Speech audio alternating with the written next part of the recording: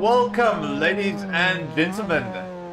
You are watching Sim Experience South Africa. It is Sunday evening and it means it is Mazda MX5s, and tonight we are looking at Laguna Seca. I'm trying to channel some of that Dutch energy that we've had from the Grand Prix just earlier today. So really looking forward to this. It's an amazing track for these cars. It might help if you can hear me. It's an amazing track for these cars, and I am looking forward to seeing what both of the divisions can do here on track. If you are on the YouTube channel, come on and say hi, say who you're supporting, maybe shout out or any interesting things that you're seeing, and I will be keeping that chat up on my screen, and I'll try and keep up with everything that's happening. There might be a bit of action on screen, so I'll be a bit delayed. I'm not good with speed reading, so yeah. But we are at the iconic Laguna Seca, and in front of us we just had the corkscrew. And it's probably one of the most fun corners to drive. I was actually driving LMP2 cars here at Laguna Seca as well, and I had one really fun time doing that. So we are in California. It is going to be slightly warm, so let's quickly look what our weather looks like. Before that, let's just quickly run through the standings. And we've got, of course, first the Div 1 drivers, because everyone's fighting for the same championship, both Div 1 and Div 2. So we've got Dennis Mitchell leading the championship, then Melvin Goos, Pieter Grobler, Dylan Versaghi, James Crook, Tommy Leary Moss, Mornay Deploy, Ian Upton, Michael Rust, Danny van Rooyen, Pieter Galnhuys, James Leach Jr., and then Herman Nieuwoud, Steven Sparks, Richard van Heerden, Craig Wesley, Sean Johnson, Rian van der Westhuizen, Sean Willevier, Timo Smit, Marius van Wyk, Tian Marais, Alistair Barnard, Donny Stander, Steven Castellan, Robert Franco, Gertie Atin... Oh, no, sorry about that. Gijsbert Atinagel, André Hildebrand, Willem Stein, Ilke Wieringa, 30th position, Gavi Goos, Matt Williams, John Baton, Sean Webber, Dennis Knutse, Basil van der Rijn, Dean van Wyk, Stuart Mack, James Leach Senior, Renier Leach, James Leach Senior again, he seems to have duplicated himself again, Richard van Heerden, Nico Smit, Erik Leidwanger, and Ross Hima. Temperatures on track are quite low actually. It says 22 degrees Celsius in there. That's very cool for Californian temperatures. The track 36 degrees Celsius. I'm wondering whether that might heat up a little bit. That does seem very low, but that's going to be the optimal balance between grip and tire wear. Looking at our track map, a lot of corners are not really named. The Americans don't like corner names as much as the Europeans do. So the big names on track are going to be the Andretti hairpin right at the start-finish straight, and then you've got turns 2, 3, 4, 5, 6, 7, I think. The roll straight, the corkscrew, and then a few other turns. So I'll be calling them by number, but the big ones you need to remember are the Andretti hairpin, the corkscrew there up at the top, and the straights don't really matter that much, but the roll straight is quite action prone, if I can put it that way. So it's going to be very exciting watching these drivers go around. 5 minutes down of qualifying. Of course, it takes a while for the times to really start popping up, and we will know soon what the times are going to look like. Looking at the YouTube chat, Steven Castellan, Albocop, I don't know if I missed your name or I said it incorrectly, so I apologize. Monet Deploy saying that's a long leaderboard. Yes, indeed. I need to actually schedule time to do that. And then Hacksaw Computer Services, which I think is Dennis Mitchell, saying good luck to everyone. America turn 1 on the straight. Yeah, not exactly following that comment there, but it's probably just because I'm trying to read it too quickly. Andre Hildebrand getting a bit acquainted with the track at the moment, finding a little bit of time, going through turn number 4. And now the tricky one here is turn number 5. It's so difficult kind of getting the car hooked into the camber of the corner. You really want to hit the apex there, especially with these cars. It can really hook you into the turn, and then you can get onto the throttle that much easier. I see Cleopas is also back on the YouTube chat. Nice to see you again. Welcome back. And Tian Marais is saying good luck to Division 2. While we are busy here, I might as well throw us into the cockpit cameras.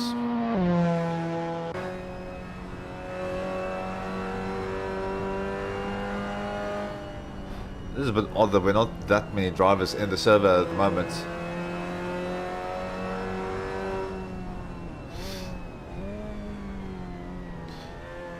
Okay, so on a lap with Andre Hildebrand, down the start-finish straight. You really want to kind of get your foot down early at the start of the straight to really maximize your speed. These cars are lower powered, so they need the speed. Nice out wide, probably the 3 board going to be your braking marker. Then this is a double apex corner. You want to keep the car in, you don't want to venture too far to the side. Get your foot down nice and fast. Now setting up for turn number 3. And again, you need to get your wheel onto that curb. Make sure you can get the power down nice and quickly, because now it's a slight lift, a little bit of a brake, trail brake, get your car turned in. And avoid the anti-cuffs, because otherwise this is going to happen. And we'll jump on board with Atsi Nagel, who's going to start off his lap. So let's try again. And it is a tricky track, so I do not blame these drivers. So So again, with that first turn, use a bit of the concrete on the outside or the tarmac. Double apex corner, keep the car in. Atinaho doing a very good job of that, getting your foot down nice and early. Setting up for turn 3, little bit of a brake, trail brake to get into the corner. Nice and early on the throttle on the apex, that's well done by Ati. Then a bit of a slight brake, get the nose in, try and hit that apex, foot down, and set up that speed for turn number 5. And now it's the tricky one, kind of get the wheel on the outside on the curbing, brake, and that's a bit far out. If you get closer to the apex, you'll find a bit of a camber that's going to throw you into the corner, which will help with turning. Now a little bit of a brake, not too much. I think these cars are a bit lower power than the LMP2s I've been driving, so that's just a full flat out, even scarier for these cars since they don't have downforce. Now up the hill, braking for the corkscrew, really difficult going across that crest. Get your car turned in nice and early, foot down on the power, down the hill. That's a 3-story drop, so it's always fun getting through there. You need to kind of just make a lift for this corner to get the car turned in, a little bit of a tap on the brakes. Again, getting into the apex for this corner is going to be crucial to use that camber to get the car rotated. Now very crucial, last turn, turn number 11. You want to use as much of the exit as you dare. Get the foot down because it is the straight. So some nice driving there from Atinaho. And across the line he goes.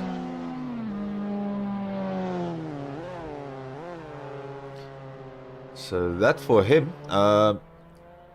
The last lap is the lap that's currently on screen. That was a 141.937, and I think he's spent all of the concentration he's had available. Sean Johnson with the 141.961. That's very close to Atinaho, and he's unfortunately not going to be able to cross the line in time to be able to get another lap in. So it's all going to rely on this lap right here. So heading into turn number 6, throw the car in, just get that throttle down and up the hill you go. You really can't afford to be late on the power here. Also very tricky braking uphill here for the corkscrew, get the car turned in, and then it's this huge drop, and it is very easy to kind of get the car turned in too aggressively. So I think that is what happened with Johnson here, and he has lost a whole bunch of time. So the front stationary on the start fairly straight, and Van der Westhuizen not really getting the time that he would want. I'm quickly going to send you to an ad break, and then I will be right back.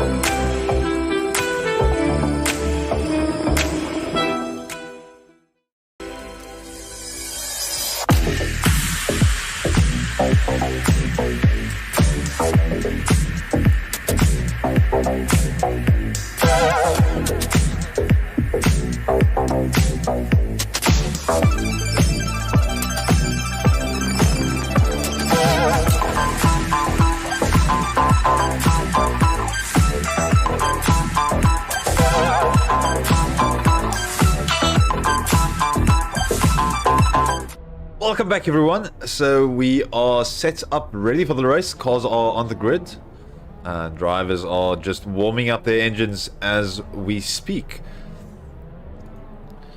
So it's looking very good. I apologize, I'm just quickly getting a few things up on my screen.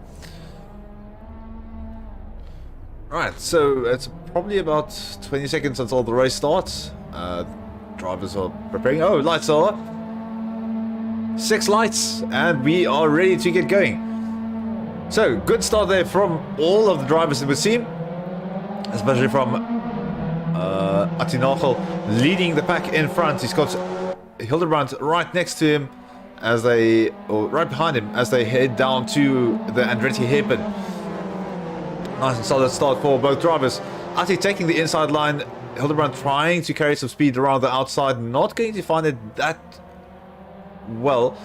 Johnson then following behind them. Hildebrand finding some time on the inside of turn 3, and Attinachel falling behind a little bit. He's coming under pressure from Sean Johnson as they head towards turn number 5. A little bit of shuffling happening in the pack as Attinachel and Johnson are side by side. Johnson making the pass with the momentum on the outside. And Attinachel again under pressure there from Marius van Wyk as they head up towards the rail straight. Turn number 6. And van Wyk makes the pass. Out in front, Hildebrand and Sean Johnson now kind of going side by side for the Andretti hairpin. But Hildebrand's on the outside. I think Johnson made the smart move of bailing out of that one and just following closely by. Just putting the pressure on Hildebrand there. And just scaring him a little bit just before the hairpin. Johnson now looking at opportunities here into turn number 10 and then 11. Hildebrand setting a foot on the ground. That's going to open up the door for Johnson as Johnson goes on through. I suspect a few of the other drivers might be looking at an opportunity as well with that slowdown from Hildebrand. So Johnson running away in front. Hildebrand now under pressure from Van Wyk. Going into the Andretti hairpin once again. Van Wyk looking like he wants to poke a nose on the inside, not going to find it. And Andre, a little bit of a loose rear end on his car there. But Hildebrand keeping control of the car nonetheless. Most of the drivers getting away nice and cleanly. Johnson stepping a wheel on the outside there, not getting his turn radius sorted as well. Hildebrand hitting that anti-cup curb and nearly losing control of his car. Tinagel now looking to fight back pole positions. He hasn't had the most solid start compared to how he's driven before, so I think he might still be getting used to the track. Laguna Seca is not everyone's cup of tea. It is a very tricky track if you kind of don't really mesh that well with the corners, especially this one right here, the corkscrew. And that is Hildebrand, I think, taking a very adventurous line down the run. You do not want to end up in the gravel there. It can really compromise your turn. And the back there from the rest of and stay in training places.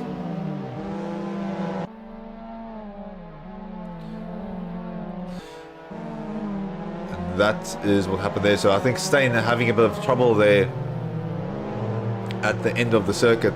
Mario is now running completely wide on turn 11, and I think Willem Steyn is now going to be side by side with him and then pulling ahead down the main straight. On the front, Sean Johnson still holding a very comfortable lead, 1.6 seconds. And sometimes you just want to have that bit of headroom to really think about what you're doing, how, and focus on those turn-ins. Because I think Hildebrand right here might be thinking a bit more about Nagel right behind him, who is within striking distance if there's any kind of mistake from Hildebrand.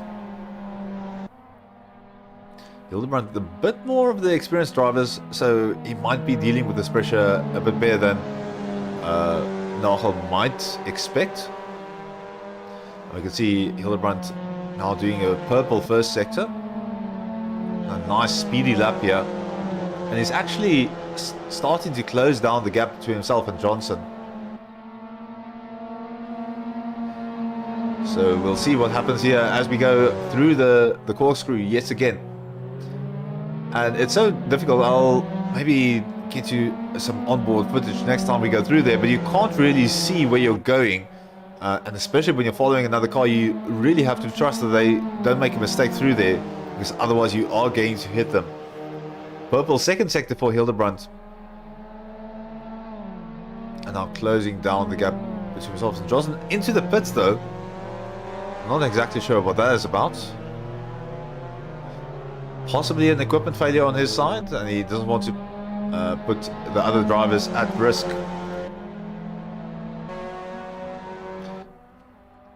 And Johnson now still in a comfortable lead, but Nagel has caught up with him, so I think Johnson might want to focus on pushing a little bit more, because Nagel is right at his heels.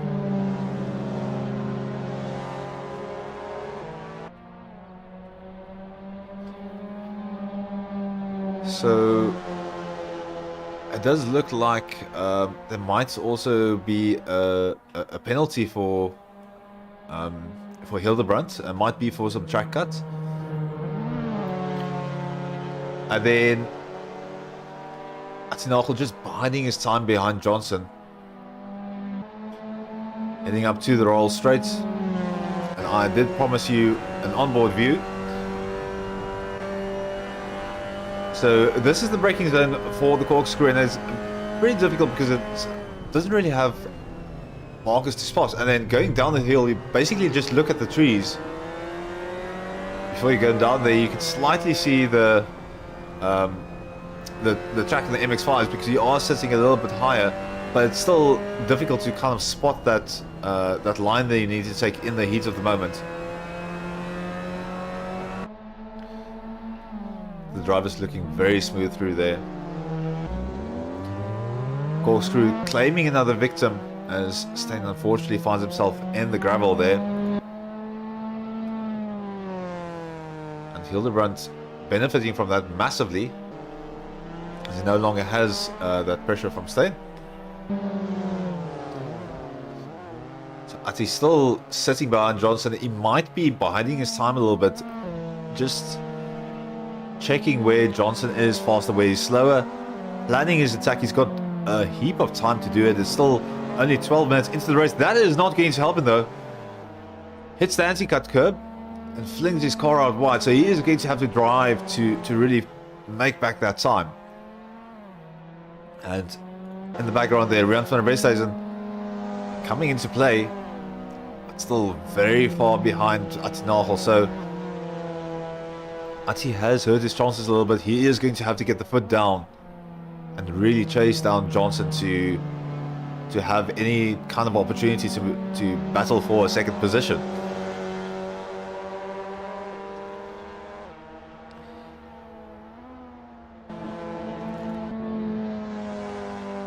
Steyn having a bit of a rough race, although this lap is looking good for him. I know that's just horrible commentator skills. I do apologize for that. Sorry, Willem. So we'll go with Rian as he goes through the corkscrew. Okay, we'll try something else, as Rian unfortunately finds himself spinning out. I swear I'm not doing this on purpose. So let's give Atti Nagel a bit of a chance, and let's go spectate Sean Johnson as he goes through a lap of Laguna Seca. Let's see what it is that's keeping him ahead of the pack. So nice little braking zone, running a little bit wide, not too wide. That's close enough. Through the Andretti hairpin, nice double apex corner. It is always tricky to go through there, and there you can see that the red anti-cup curb that took Atti Nagel out, and then stay on the curbing. Slight little break. Oh, and that's very neat onto the apex for Johnson. A very neat line through there, carrying maximum speed. Now into turn number 5, getting that camber to kind of rotate the car in a little bit. He could have carried a bit more speed, but I think he just made sure that he made the turn. On turn 6, this is always scary in these cars. It's basically flat all the way, and you just need to pray that your tires hold on. So now let's see what he does with the corkscrew. Nice, an early turn in, hitting that apex. Oh, and that's aimed through very nicely. Johnson has definitely been practicing that corkscrew. And then the last few corners, so turn 10, getting that car turned into the apex. That's exactly how you want to do that. Getting that camber to turn the car around, and then for the last corner, running the car nice and wide, getting that power down early, and down the straight you go. So for Johnson, that's going to be a 142.971. So we'll see what Atti has to answer for that. So 142.572. So 4/10ths quicker. He might need to a little bit more to really bring that gap down, or at least just position himself for the case where Johnson does make a mistake. Hildebrand with a 141. That is particularly impressive, and I think that might be the fastest lap of the race, as Hildebrand comes across the line. So now all of the drivers are very spaced out. It is going to kind of now come down to a battle of who's going to be more consistent than the other. If you are out in front, probably focus on maintaining your position, unless you feel like you can make up the time. But you do need to decide on the balance of how much do you want to push, and how much do you want to make sure that you stay in your current position. So one of the drivers Maurice van Wyk a bit slow on track there. I just missed his corner, so I think he might have made a mistake. Hildebrand coming down the corkscrew like he's just really wants to be somewhere else. Coming there, through there very quickly and working his way up the pack. So Van Wyk can now kind of follow Hildebrand, see where he's faster, where he's slower. Hildebrand having cleared the penalty. I unfortunately do not have a view of that, so I'm going to assume it is one. But whatever it was earlier, it has been sorted out, and Hildebrand is on the way and firing on all cylinders.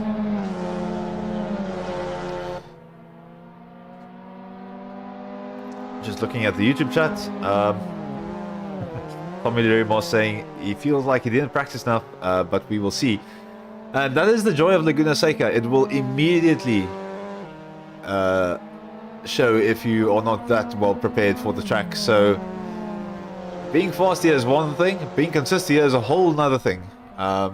It's very easy to get a fast lap hooked up, but to get 20 laps, oh, that's unfortunately, I think Van Wyk losing the rear of the car on that turn. I think that might have been the anti-cut curb claiming another victim. Whereas Van Resthuizen is now catching up with Van Wyk. Van Wyk having a bit of a rough time. And that's the thing about the circuit. You can have the perfect lap where everything just goes according to plan, and then the next one, you just hit that anti-cut curb or you unsettle the car in some way. Running a little bit defensive on the inside, it would almost seem. I would not want to cut that corner into a bit of a tighter one at any day of the week. So I think he's actually trying to defend from Van Wyk there.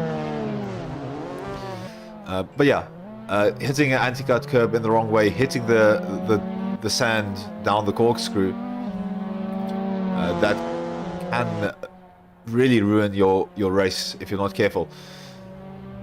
Speaking of difficult situations, Van der Westhuizen losing the rear of the car just too early on the throttle as he heads out of turn number 9. Hildebrand still charging ahead and still looking solid in the 141s, but sorry, doing a 142, and then Attinagel running into the 141s. So Attinagel is really trying to chase down Johnson.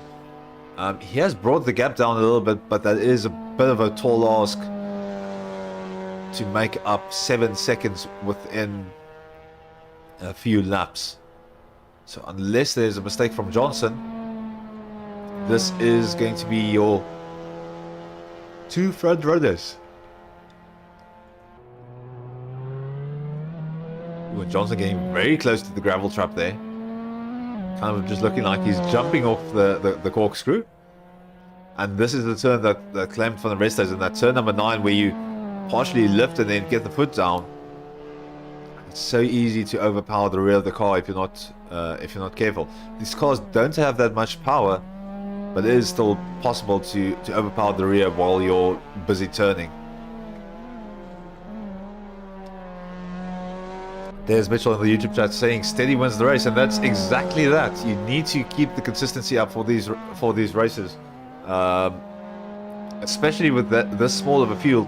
If you have a pace advantage, you might as well use a little bit of that advantage to just create a buffer for your consistency. Now into turn number 3. Johnson just hooks his up on the apex and uses all of the exit. Nice and neat. And showing exactly why he is sitting out in front at the moment. Looking a bit further behind. Jelko Verga having a bit of a race out on his own, but given the fact that we've got such a small field, the gaps between the drivers are going to be a lot bigger. But in this race, I would almost say the challenge is just getting through it. It's such an experience to drive this track, and I saw an earlier comment of one of the people on YouTube saying it's actually quite the classic track, and I definitely agree. This is the very first circuit that I went to when I started sim racing, when I built my rig and I climbed behind the wheel.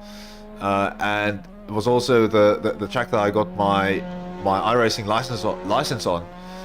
So I've got very fond memories of it, but I think there's so much to learn from this track. I mean, you've got to really optimize the exits for a bunch of these corners, and then you've got camber to make use of, lots of corners focusing on trail braking and good positioning. This turn, the Andretti hairpin being a very, very good example of that. So you really learn a lot if you practice here. Fastest lap from Attinagel, 140.642, so he is absolutely flying. He's holding nothing back, and he really wants to be there in case Johnson slips up.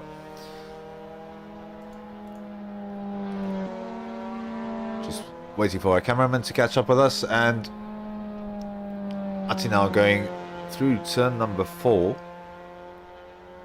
up towards that very tricky turn number 5.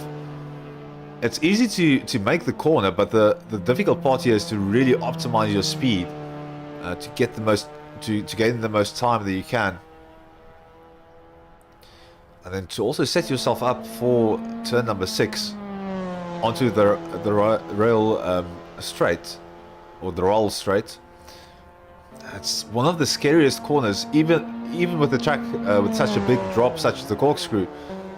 It's that turn number 6 that really gets your heart pumping.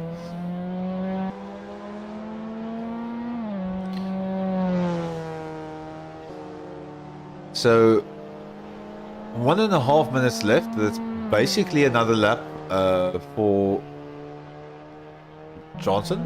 So he's currently crossing the line, and then he's going to have time for another lap, and then after that, after he crosses the line with the timer run out, we get another lap of racing. So 2 more laps for us to enjoy this, and then we're going to reverse the grid, so jumble everything up, and it's going to be interesting to see how the drivers chase each other. I think Hildebrands's position is in a very interesting position because he has shown good pace, Attinagel as well, but Hildebrand in that advantageous position where he's a bit higher up the standings for the second race compared to the other 2 drivers that have been lapping at similar times.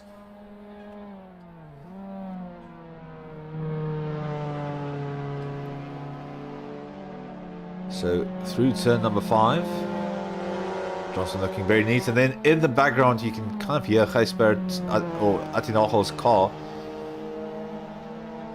heading down the rail straight, or the hull straight, up towards the corkscrew.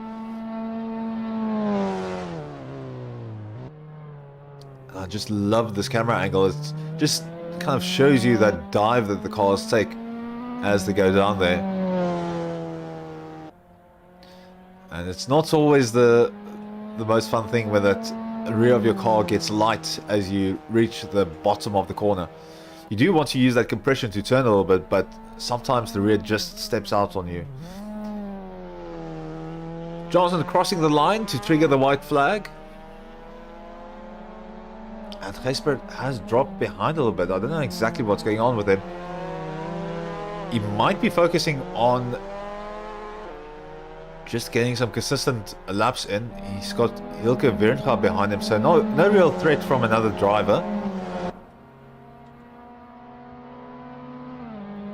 But I think he's just focusing on securing that second position.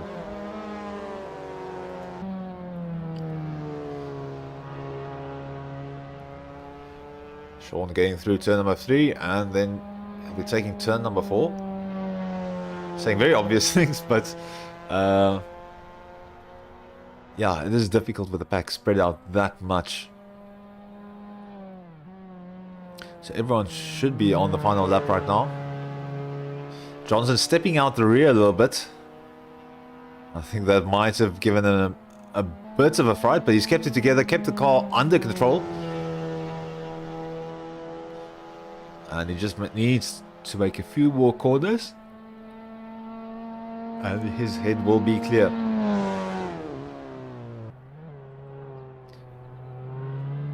down the corkscrew, and now it's basically clean sailing if you can keep it together. You don't really need to push these corners that hard with a 9-second gap behind you.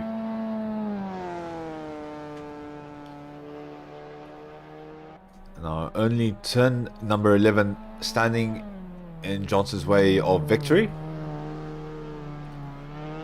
Just keeping that rear slightly planted, and that is going to be Johnson coming across the line for a victory in the first race. Atinaho also rearing the last corner.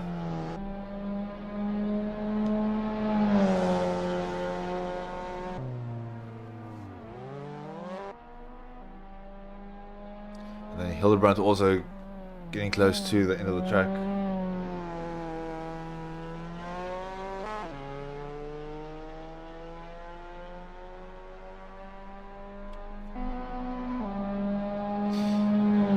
So, I am back. I apologize, I just had to make a few notes for myself. So, for your winners of race number 1 for the Div 2 MX5s, it's going to be Sean Johnson taking home first position, then Gijsbert Atinaho in second, Andre Hildebrand securing a well-deserved third position, Maurice van Wyk in fourth, Willem Steyn is going to come across the line for 5th position. Hilke Berenga securing 6th position. And then Rian van der Westhuizen, unfortunately in the pits at the moment, but he's going to be 7th on the logs. So I'll send you to an ad break, and we will be right back for the second race. It's going to be a reverse grid, so expect Van der Westhuizen and Berenga to be at the front of the grid. Looking at that turn number 1, and we'll see the 3 back drivers really battling it out to get to the back to the front.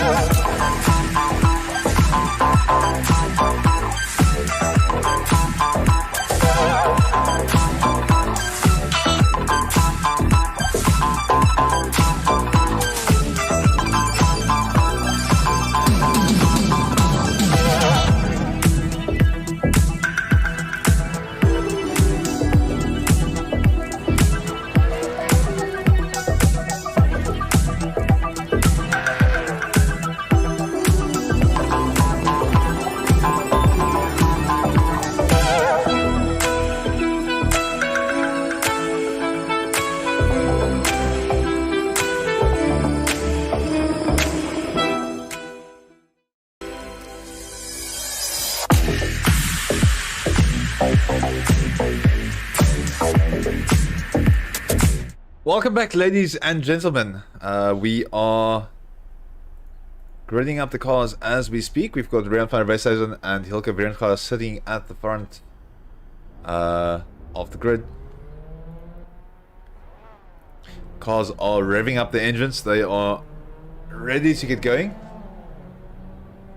And we will see what this second round here at Laguna Seca is going to deliver to us with the reversed grid. So lights are up.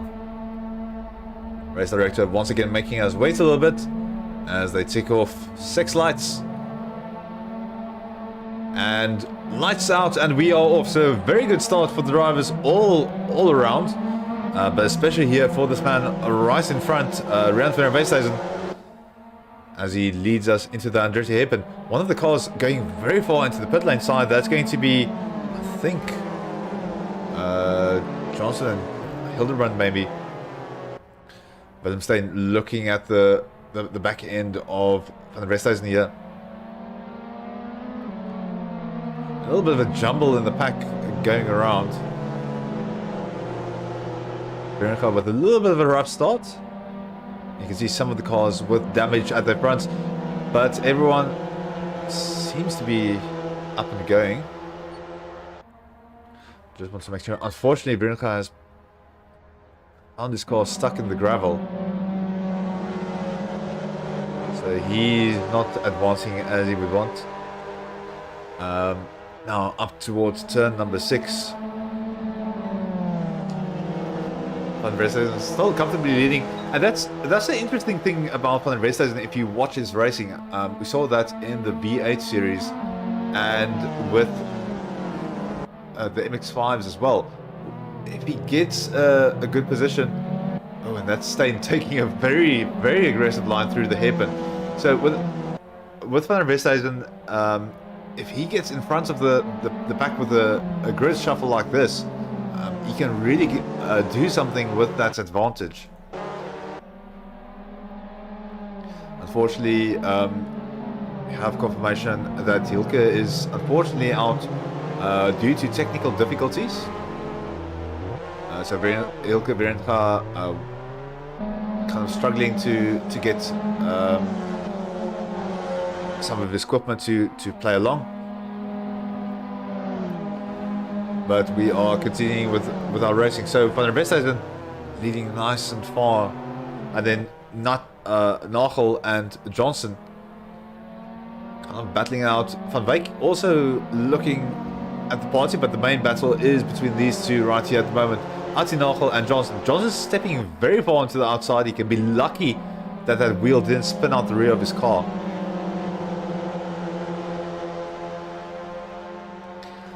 Now up towards turn number 5. Behind you can also see a bit of a battle between Van Wyk and Hildebrand. Hildebrand kind of trying to take the outside, and Van Wyk now running very defensively through turn number 6.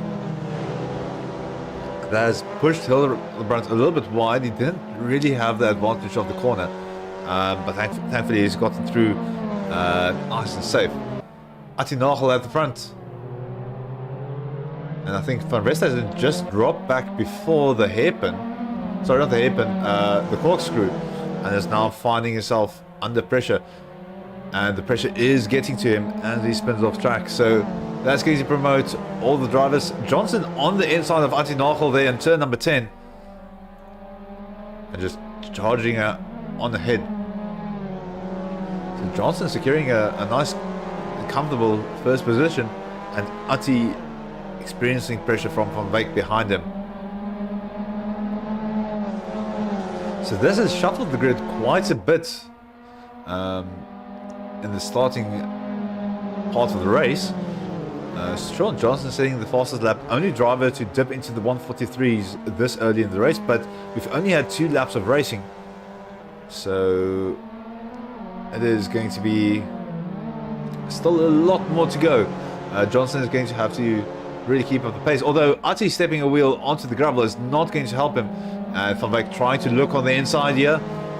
Very tricky corner to do it, and he is going to make it work as he charges on ahead And now puts Ati on his back foot. Ati making quite a few unforced errors here. And has cost him, unfortunately, positions at every single time it has happened. Now, turn number 6. Kind of keeping the car far towards the outside. He is keeping up with Van Wyk very close together, 2/10.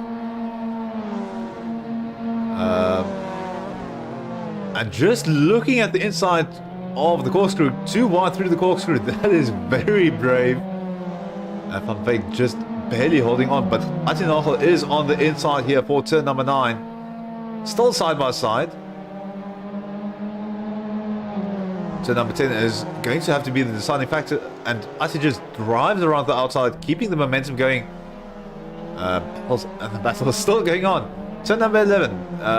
Ati trying to get it done under braking. He has slightly compromised this line by running that tight of a corner.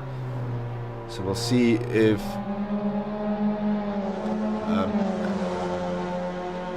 sorry, I apologize. I think I might have gotten confused with who's racing who. It's Hildebrand and Atinagel racing. Meanwhile, Marius van Wyk is comfortably in second position. So Hildebrand actually putting a surprising amount of pressure on Atinagel. So much so that I did not recognize his car. I apologize, Andre, but you've been just doing some stellar work there with Atinagel. Some really close racing. And yet again, Hildebrand is looking at the backside of Atinagel. Oh, and that anti-cut curb is not going to help him too much. The cars stay very close together still. Now up into the rail straight. Both drivers opting to utilize the wider line. They're bunched together for the corkscrew. 3 drivers within a second of one another. You can just see them charging through one by one. Atinagel, the meat in the sandwich right here. And he really wants to clear Van Wyk as soon as he possibly can. Sean Johnson out in front, setting purple sectors, and he's just opening up that 5-second gap. Atinagel now heavy on the brakes for turn number 11, utilizing all of the exits as they draft down the main straight and possibly setting up for a move into the Andretti hairpin, especially looking at how close they are. So Ati just trying to force a bit of a dummy. Van Wyk not buying it as he stays on the inside line to defend. Ati now seeing where he can find a bit of exit speed to really catch up with Van Wyk. So into turn number 3, he's not going to find it.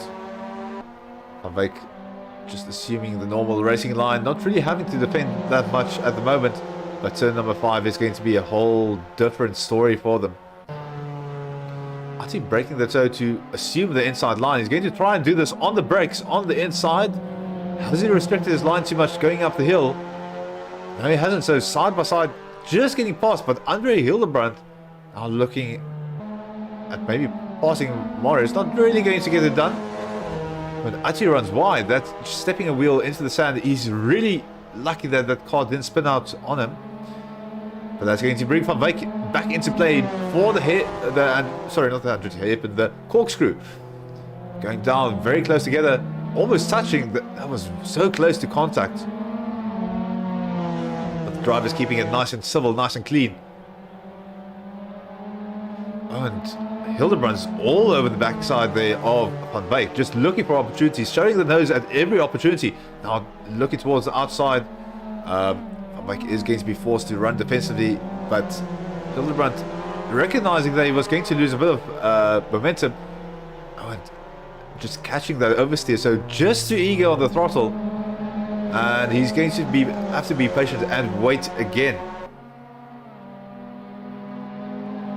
Getting up to the Andretti hairpin. Atinagel now under a little bit less pressure, with Van Wyk really having to fight off Hildebrand here. And Hildebrand really coming into his own here, pressuring the drivers to really think, well, about what they're doing. Hildebrand really utilizing the exit of the circuit there. It does seem like these cars can tolerate a little bit of sand, but Hildebrand is pushing the absolute limits of what you can get away with here. That has opened up the door for Van Beek to think a bit more about Nagel in front of him. Now heading into turn number 6. And Nagel utilizing the exit of the track again. Hildebrand, I just want to check in on him. Still getting away okay, but that trip into the gravel has cost him. So both drivers getting through the corkscrew nice and cleanly. And Artie starting to open up a little bit of the gap. We'll have to see for a bit more of the track as to whether he's able to open up the gap even more. But he is 7 tenths up, 8 tenths up on his delta. He is driving a bit faster, so he's trying to get away with as well as he can. 141.111. Say that 7 times quick, but so that's looking good for Nagel. Beek also getting the foot down. I'm denying him that chance to really get away that as much as he would want, but he has cleared a bit of a slight gap. So I see someone saying Ati driving the door handles off that Miata. Is the MX5 the Miata though? I thought that it was different cars. But yeah, in my mind both of those are really good track cars to have, but irregardless, those door handles are coming flying off. That does make sense. So ClearPass just confirming that the MX5 is indeed the Miata, which would explain why so many people really like converting the cars into track cars, because these things are an absolute joy to drive. They're very forgiving, as you've clearly seen throughout this race, but they have just enough power that you can really have to focus on getting the most out of your corner entrances and exits. There's a lot of time to be gained if you know what you're doing, and if you don't know what you're doing, it doesn't try to instantly kill you, which is a good thing in a circuit car. But also the racing is nice and close. If you're a bit of a bigger field, I think the skill discrepancies between these drivers is a bit bigger with the size of the pack that we've got. But you can also now see just how these drivers have improved across the entirety of the series. Actually running very deep there through the Andretti hairpin. That's definitely not the line that you want to take. Van Beek kind of mirroring his driving there, looking at the back of Ati's car a little bit too much. Sean Johnson out in front, just having a bit of a party on his own. Not anyone to really pressure him. And sometimes it's just nice to get your head down and to get driving. You just need to convince yourself that you're not hot lapping. That's the one danger of running on your own, because you try and go faster and faster every single time. You need to keep an eye on your delta, and you just need to make sure that you're keeping your pace consistent. Because if you are pushing a little bit too much, you would generally feel it. I would think you would feel like the car becomes a little bit more unpredictable on corner exits. So dialing that back just a little bit, and making sure that you get those consistent corner entries and exits. That is going to be a key thing to get right at tracks like this, especially.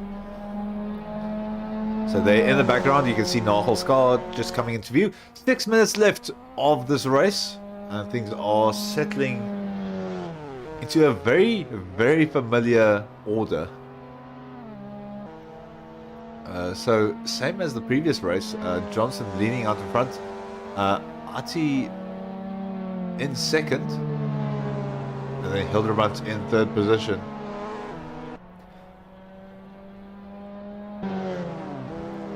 So Van Resthuizen having a little bit of trouble at the start of the race, but he is finding himself in a situation where he could potentially have a fun little battle near the end of the race with Van Beek. He just needs to put himself right behind Van Beek, or if there is a slip up of any kind.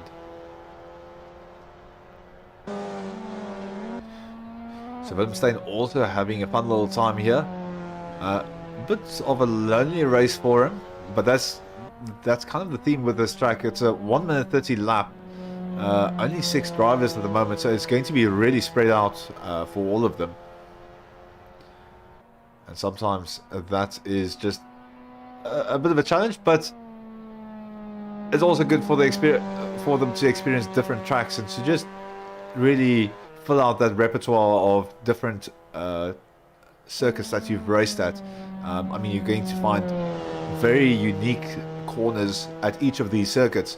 Of course, here the corkscrew being one of them, but I think that turn number 6 is also a very interesting one of note. It's a very high-speed corner where you just chuck the car in, and it does learn you to really trust your abilities in how well you can control the car in those situations. On the front, 4 minutes left. Sean Johnson just leading everyone on and making this race his own.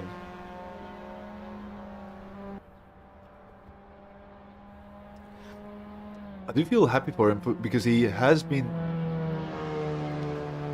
really struggling in previous races.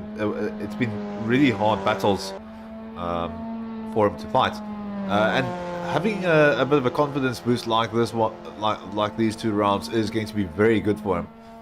So I am happy for him, and he has definitely put in the practice, and it shows. Laguna Seca is not a track where you want to be ill prepared.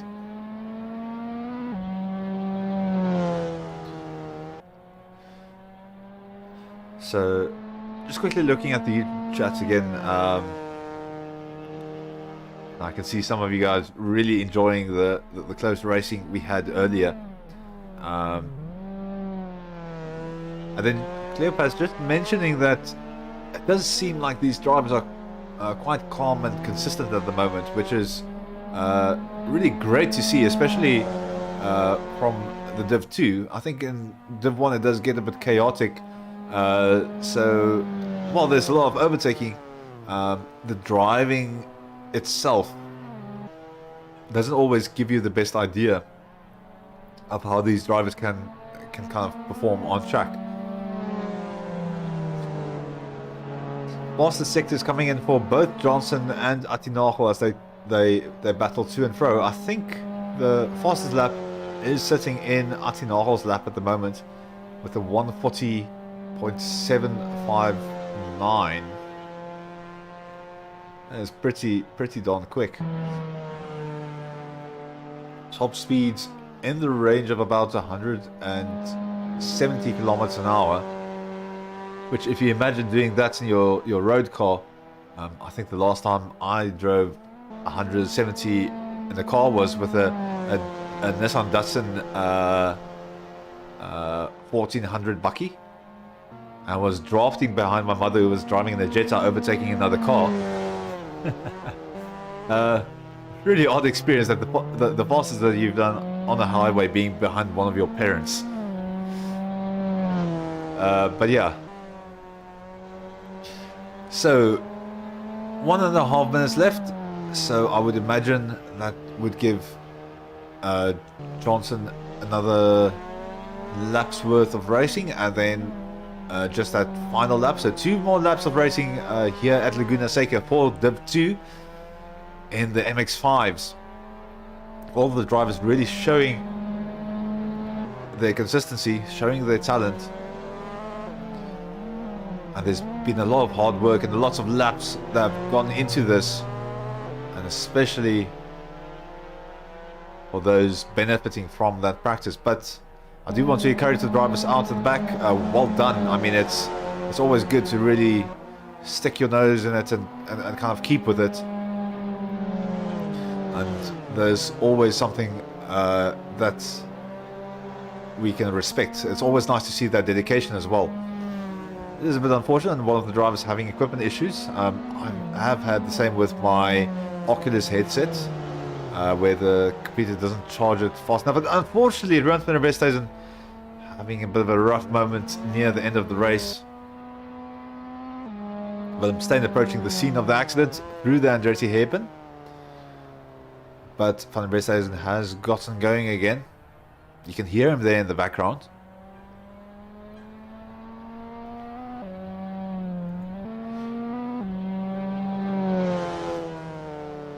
So Johnson just absolutely running away with this thing. Ati has caught up a little bit.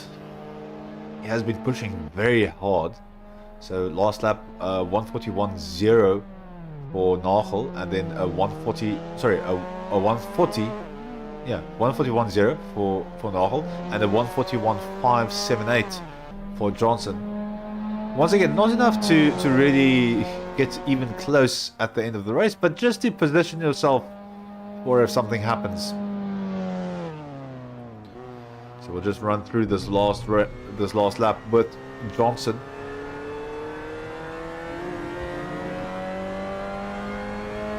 Setting up the car for turn number 3. Just hitting that apex, getting the car turned in. Nice and early on the throttle. And once again, just a little bit of trail braking to get the car turned in. Get that foot down, set up for turn number 5. Move the car out to the outside a little bit. And then braking, getting that car turned into the apex, getting the power down nice and early, even before the apex if you can. And now turn number 6, this is the tricky one. A little bit of a safety lift. You do not want to ruin your race trying to go through there as fast as possible. And then braking for the corkscrew. That's some late braking. Although, considering the speed of these cars, maybe not that late. This is also a very dangerous corner if you're too early on the throttle, or if you step the rear out on the curb. Now turn number 10, just getting that car turned into the camber of the corner, getting it rotated. And then Johnson is going to come across, or come through turn number 11 to take home the victory for the second race here at Laguna Seca. So massive congratulations there for Johnson. And Ati Nagel bringing up position number 2. He can be very happy with that. Hildebrand, a well fought for third position. Also coming across the line behind him. Van Wyk, who's really been fighting this race, really giving it his all. Coming across the line in that 4th position. Ruan van der Westhuizen, even though he had that spin, still persevering. Coming through for 5th position. And then Willem Steyn making his way around the rear of the pack. Sorry, the rear of the track. Turning around turn number 11 and bringing it home for a 6th position. Congratulations to all of the drivers. I'm going to quickly see if I can grab some of them for a few interviews. And then we can switch over to the Div 1 race. They will probably be busy with qualifying at the moment. So I'll just quickly see if I can get some drivers interviewed. I'll be back with you in a few moments.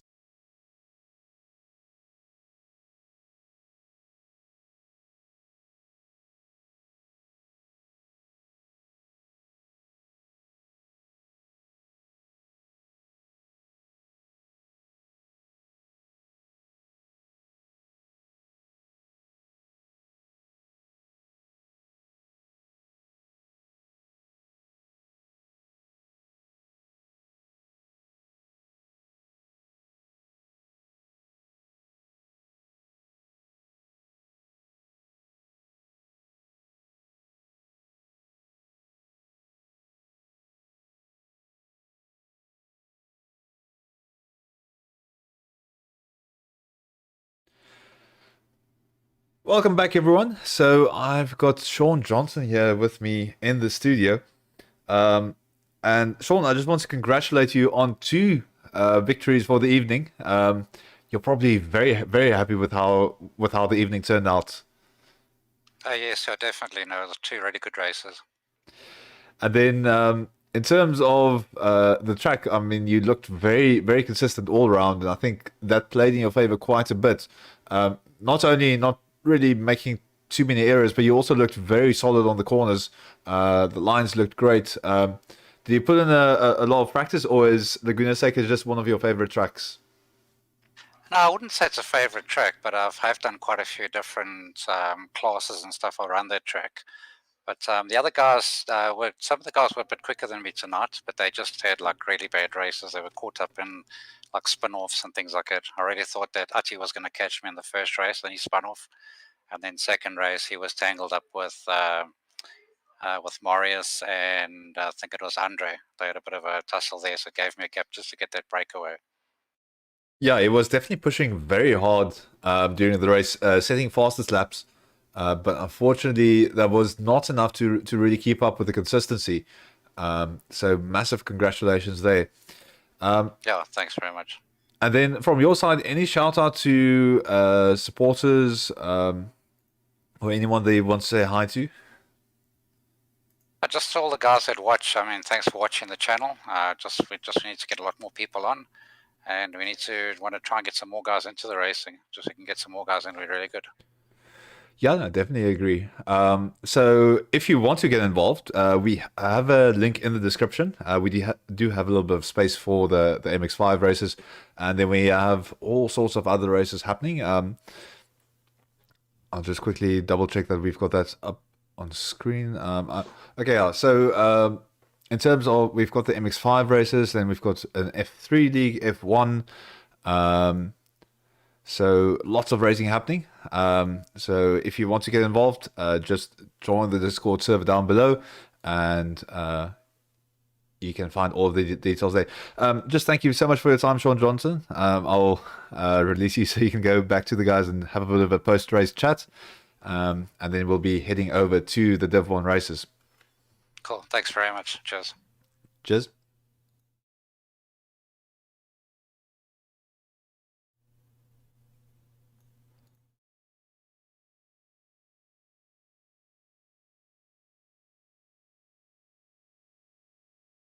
Okay, so I'm just waiting to get going with the Div 1 server. We're just waiting for having some slightly small technical difficulties on my side. So just waiting for the server to kind of spin up again. There we go. That does look good. And then we will be joining the Div 1 drivers. They are currently busy with their practice.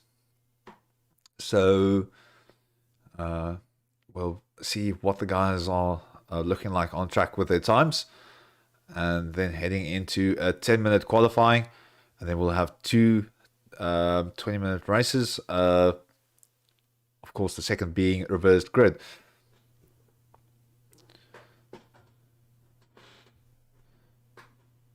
So we finally arrived on track.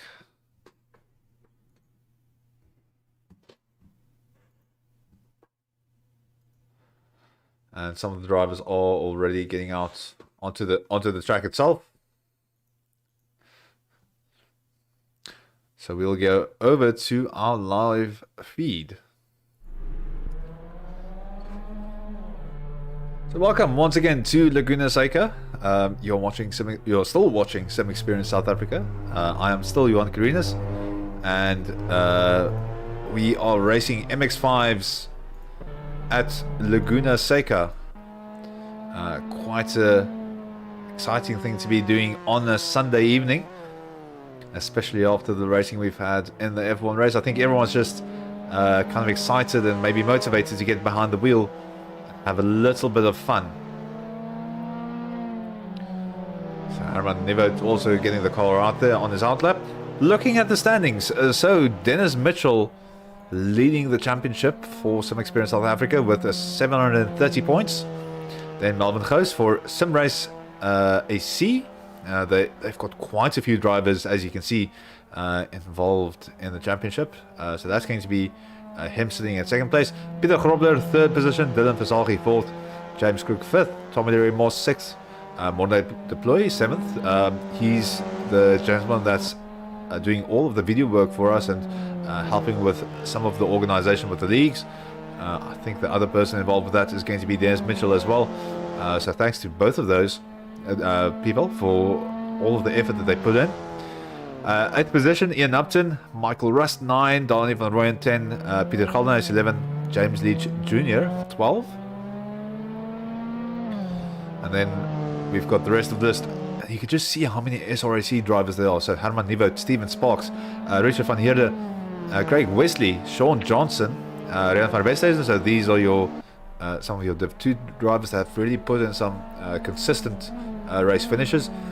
Sean Olivier, Timo Smit, Maurice van Wyk, Tian Marais, Alistair Barnard, Dani Stander, Steven Castellan, Robert Franco, Atti Nagel, André Hildebrandt, Willem Stein, Hilke Verenga, Gavi Goos, Matt Williams, John Baton, Sean Webber, Dennis Knutse, Basil van Rijn, Dean van Wyk, Stuart Mack, James Leach Sr., Renier Leach, the alter ego of James Leach Sr., Richard van Heerden, Nico Smit, Eric Leitwanger, and Ross Heeman. So just showing our track map again, 3.6 kilometers, so not the longest circuit out there. And with these cars, it is a bit of a tricky one with all of those twists and turns and elevation changes. Weather is still 22 degrees Celsius, 36 degrees Celsius for the track. And the skies are nice and clear, so some good rating to be had right here.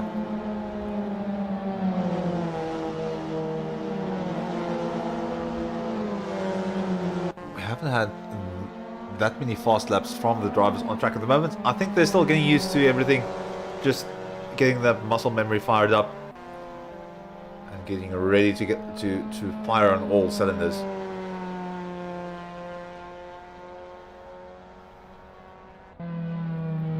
Just quickly looking at the YouTube chat, if you are just joining us, welcome. We are Some Experience South Africa, and yeah, we are very keen to get going with this MX5 race. I see Cleopas really getting his arms up and waving for some race or SRAC. You'll have to remind me what exactly that stands for. Cleopas also saying, jumping into the space shuttle to travel to a galaxy far away to see some aliens, and we are definitely going to see some aliens here in Div 1. And if you thought Div 2 already had some nice close racing, you're in for quite the treat. Currently Mornay, Some Race Africa Crew is what the SRAC stand for. I think that might be the former Some Race Africa. I'm not exactly sure. I might get yelled at for saying that. But yeah, people from all over the country and the continent, sorry, getting involved with sim racing. I know quite a few Namibian people actually lurking around in here. It's a bit difficult to check at the moment, but always fun seeing people from all areas really participating in this hobby. That's the nice thing about sim racing. It really brings people together through this common interest. Unfortunately, Mornay, Deploy, and the Corkscrew, not the greatest of friends at the moment. They'll be getting used to that one a bit more. Expect some more drivers going off the track. They are going to be pushing the limits quite a bit more than the Div 2 drivers. I mean, the Div 2 drivers were already pushing it as hard as they could. But there is a reason why we call some of these people aliens. We have absolutely no clue where their talent is coming from. Just know that they're extremely quick, and they understand the dynamics of these vehicles a lot better than we do. And that's years and years of practice that really results in fast speeds. And this is one of those hobbies that I'd like to call hard fun. You put in an extreme amount of time to get good. The level of competition around you is already very high from guys just doing this for years and years and years. So it's just that more satisfying when you get those good laps hooked in, when you get those amazing races. It becomes so satisfying to really experience that when you have that success, or when you have that fun battle with an opponent. It's just that much sweeter. So already we've got drivers dipping into the 139s, which is quite fast compared to the previous race we had. I think the fastest laps were going into the 140s. And the division between these drivers a lot closer. We are scheduled with, I think it's 20 drivers on the grid. I just need to make sure that the thing is not accidentally counting the safety car that I'm driving. Well, sitting in. And then it's just really utilizing as much of the track as possible. Some drivers still getting acquainted with the Andretti hairpin, and it can be a tricky one if you run quite wide.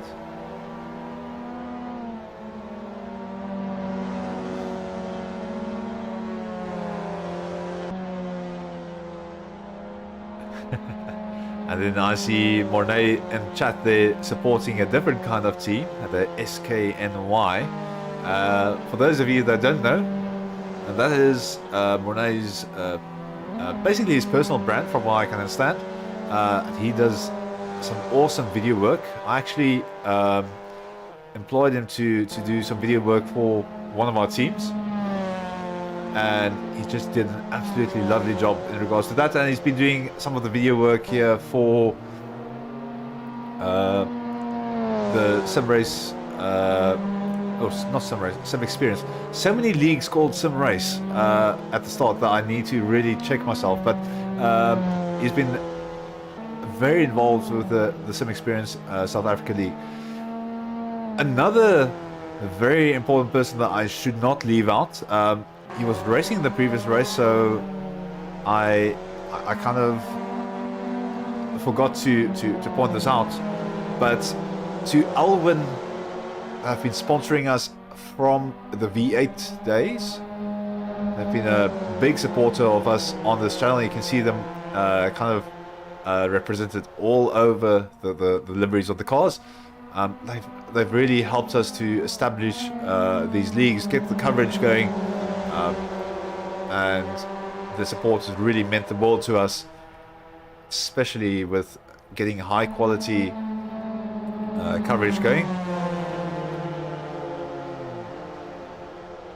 Looking at the YouTube chat, if you are sitting there being a little bit quiet, feel free to say hi.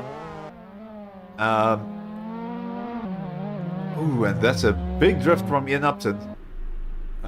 I think jumping to the pits. Renier also drifting there. But yeah, if you are in the YouTube chat, feel free to say hi. Do say who you are supporting here. It's always interesting to see who the fans are shouting for. We always know we've got SRAC support. But it's always also fun to see the other people represented. Nothing against the SRAC people. It's awesome to have you here. It's awesome to see the support. I just also want to give the other people a few mentions when they are there. And I do agree with RTX Ruben, which is someone's son's YouTube account that's hosted in their name. But yeah, I do agree that SKNY and Alwyn are definitely awesome. So, practice is ramping down. We will probably jump to a bit of an intermission. So I'm sending you to ads.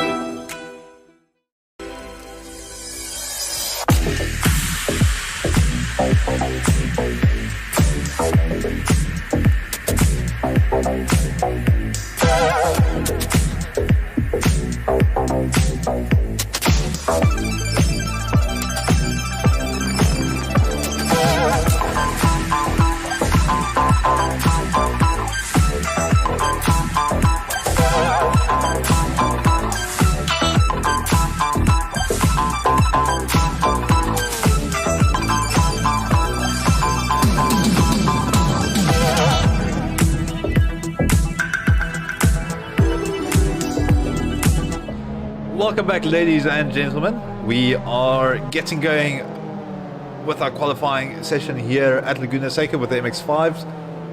Everyone's just piling out of the pits. It's a very difficult pit lane to come out of, especially if you're that many cars. So I've been keeping an eye on the YouTube chat while we've been waiting for them to sweep the corkscrew. And I just want to say hi to Atinoko who popped in. RTX Ruben who said I shouldn't forget about Hacksaw Computer Services, and then Sonia Mostert supporting the Leach team, James Leach Jr., Reneve Leach, James Leach Sr., who's a brother. So it's always nice seeing family supporting people right here. So yeah, good luck to everyone. And unfortunately, a bit of contact there between Tommy Leary Moss and one of the drivers. Someone losing the rear of the car there on turn number 6. That's always the challenge. So Daniel van Rooyen leading us into the qualifying session, and he's going to be setting up that first lap of his. So we'll go on board with him for a lap of Laguna Seca. And down the main straight we go, setting up for that Andretti hairpin, and you'll see him utilizing a bit more of the concrete on the outside for braking, getting that entry a bit wider, still sticking that car nice and close to the apex, just carrying as much momentum through there as he possibly can. Now turn number 3, and you can see him just putting the right hand side wheel next to that anti-cut curb, getting the foot down nice and early. Slight, not even a lift. Wow, that is a very, very confident line through there. Flat on the throttle for turn number 4. Turn number 5, nice and early on the throttle just before the apex, getting that power down before you get up the hill. Now turn number 6, this should be flat for him. Oh, and that's very close to the edge of the circuit. We do have one car in front of us. I think he's going to stay out of the way.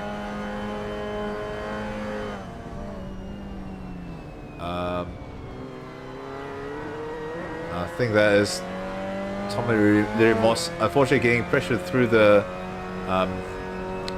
corkscrew right there.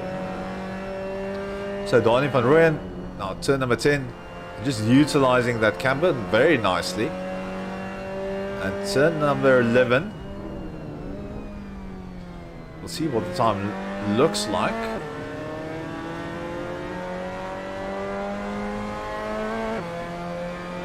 So I think that was hasn't reflected on the timing board yet, so I'll wait for that to go through. but I think he might be a bit faster on his second time around, especially not getting that much pressure from another car at the corkscrew. So we've got René Leach with us as he navigates his way around the track and into turn number 4. Just managing that throttle, not a fully flat drive through there, but just taking a little bit of a safety lift to actually get the car through the turn. You can see there the throttle engaging right before the apex, so that speed is there once you head up the hill. Slight braking to get the car turned in, and then just put the throttle down. Just a slight tap on the brakes to get the car rotated in. And then up the hill for René Leach. I just want to confirm that that is Tommy Moss. And yes, that is indeed Tommy Moss having a bit of a rough time. So we'll leave him to it. It's not always fun to have that pressure on you. And he just needs to get a bit, he just needs to find his rhythm. It's once you find your rhythm here at Laguna Seca, it's a lot easier. But if it doesn't click, you need to figure out what's not meshing with what you're doing on track. John Baton sitting loud and proud there with 138.8 in first position. Van Rooyen in second. Then Mitchell, Castellan, Franco, Versaghi, Leitwanger, René Leach in 8th with a 140.314. Then Heman, Grobler, Barnard, Rust, Deploy, Upton, Nieuwoud, Van Heerden. And then there is a few names not showing up on the timing tower, but we do have James Leach Jr., Tommy Moss, James Leach Sr., Tian Marais, and Sean Weber with us as well.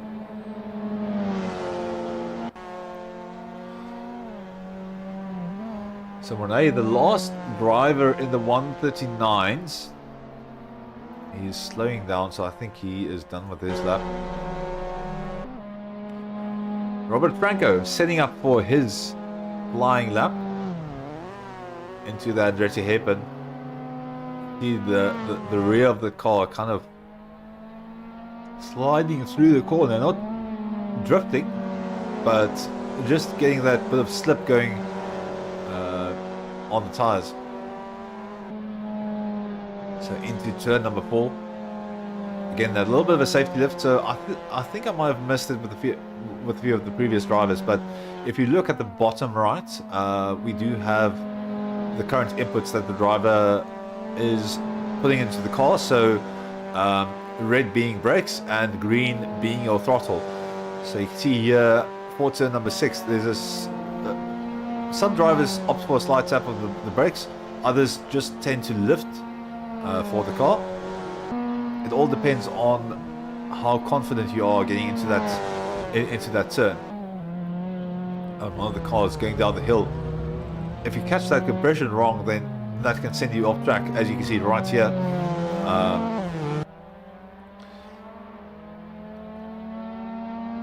And the first sector of the track at the moment looking extremely crowded. You can see that it's probably 6 cars just driving in a line. We'll probably jump to them in a little bit. Franco making a very good improvement on his time, 4.5 tenths. That's going to send him flying up the standings, and that's going to put him all the way into 3rd position. So well done to Robert Franco. So just trying to find that string of cars that we were talking about.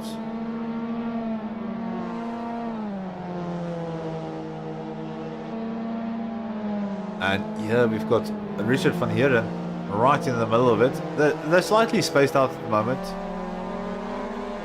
but there's quite a few cars together on track in such a short space.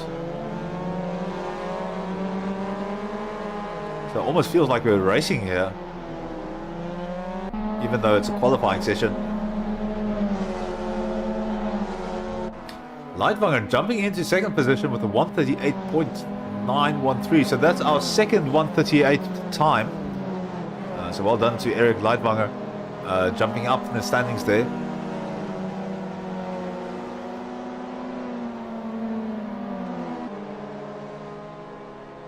Ronnie van Rooyen still in the outlap. I don't think he's going to make it to the end of the lap in time, which is such a pity. John Baton not on a particularly fast lap at the moment. And Leitwanger finding some more time. Going through turn number 5. He does have a lot of traffic around him though. So this can either come to his advantage where he's catching a little bit of a drop. But if you get held up on the exit of a particular corner, you might be in trouble. And it's not really the slower driver's fault, because they are entitled to a faster lap just as much as the car behind them. So if you want to get past you, do you have to overtake? Unless the other car is on a slower lap and they get out of the way, you might not be so lucky. So session is finishing up. The qualifying timer has run out, and I do not think Leitwanger is going to be pushing any further ahead in terms of his time. Going for Rooyen is not going to get another faster lap in. Versace is finding a minor improvement.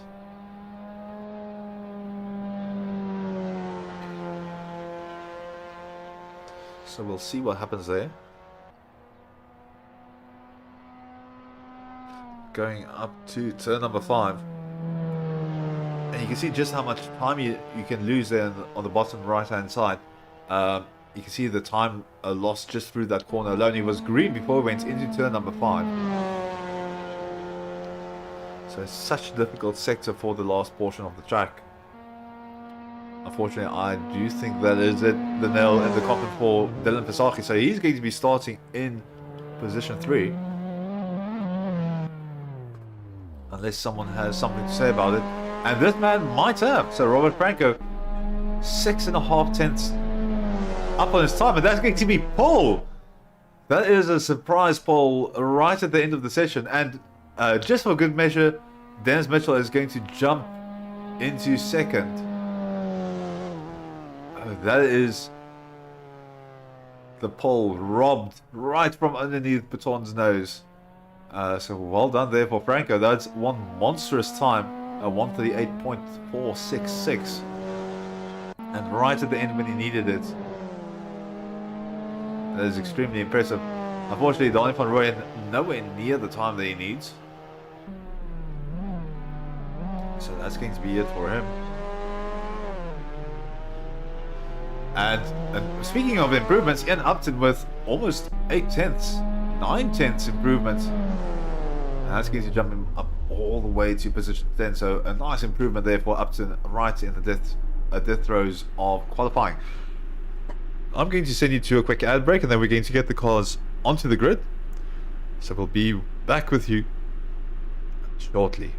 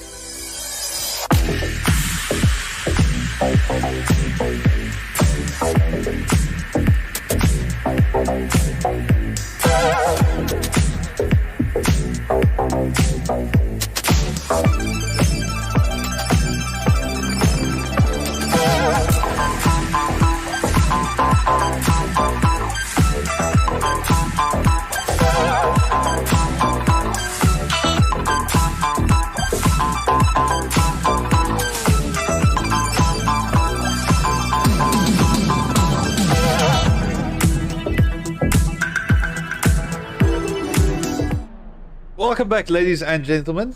We are on the grid for our first race. Drivers are revving up the engines. Unfortunately, we lost, I think it was one of our drivers due to some internet issues. But we will continue onwards. And everyone is ready to get going. They are revving those engines, just hyping up for the start of the race.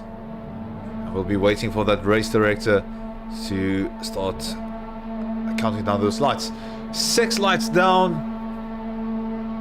and we are off. So mega start there for Robert Franco, and there's Mitchell slightly further behind him as we get going with the start of the race.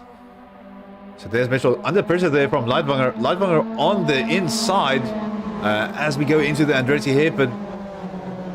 So not the start that Dennis was hoping for, and he's still not out of the red as Van Rooyen starts pressuring him on the outside there. Van Rooyen does back out a little bit to give him space, since you do not want to get run off the track in the first lap. And all the cars piling through turn number 3 there into turn number 4. And some action happening here between Dennis Mitchell and Van Rooyen. Van Rooyen on the inside of turn number 5. Going up the hill, they're still side by side, and this is going to continue into turn number 6. Mitchell with the outside line, and Van Rooyen going to back out a little bit to not compromise his line too much.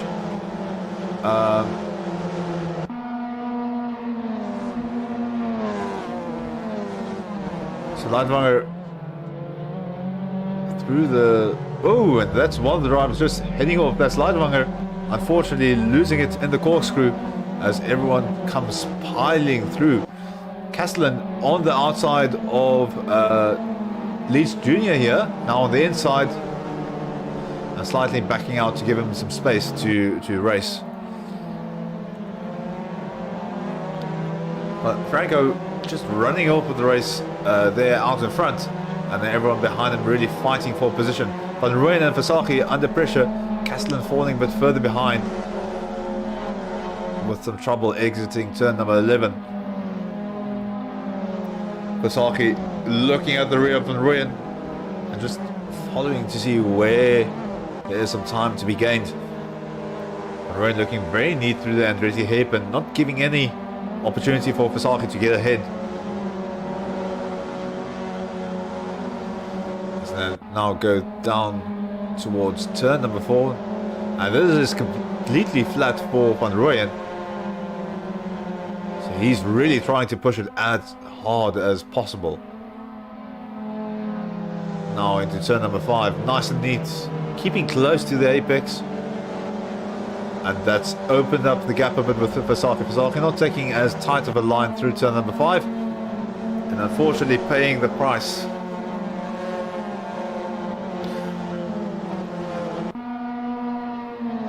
Further down the back, Michael Rust coming under pressure. A whole lot of things happening here in the middle of the pack. So Michael getting passed by the deployer there just as we go into the corkscrew, and oh my, it's lots of cars on completely different lines. You can just see everyone switching. So Leitwanger and Van Heerden switching there behind Rust, as we can see. Rust and the deploy battling it out in turn number 10. Unfortunately, Rust running very wide, so that's going to cost him a ton of time. Deploy and Castellan battling it out into turn... Oh, sorry, Deploy and Leitwanger battling it out into turn number 11 as they go down the main straight and up towards the Andretti hairpin. When I choosing to have the outside line, Leitwanger trying to outdo him on the brakes. Taking the inside line. Deployer is going to have to try and make a switch around, otherwise this is going to be done and dusted from Leitwanger for this portion of the track.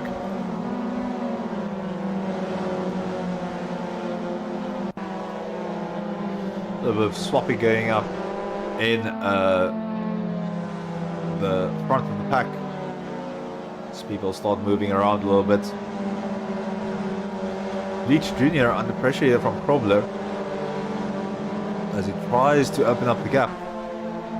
Robert chasing him down from behind, getting that gap down a little bit more, now down to 5/10, and through the corkscrew.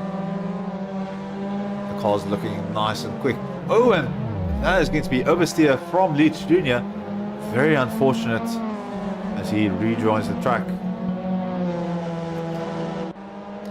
Upton and Moss battling it out on track here, and Moss looking a lot more confident after a bit of a rough qualifying session. So Moss and Versace having a bit of a race here as well.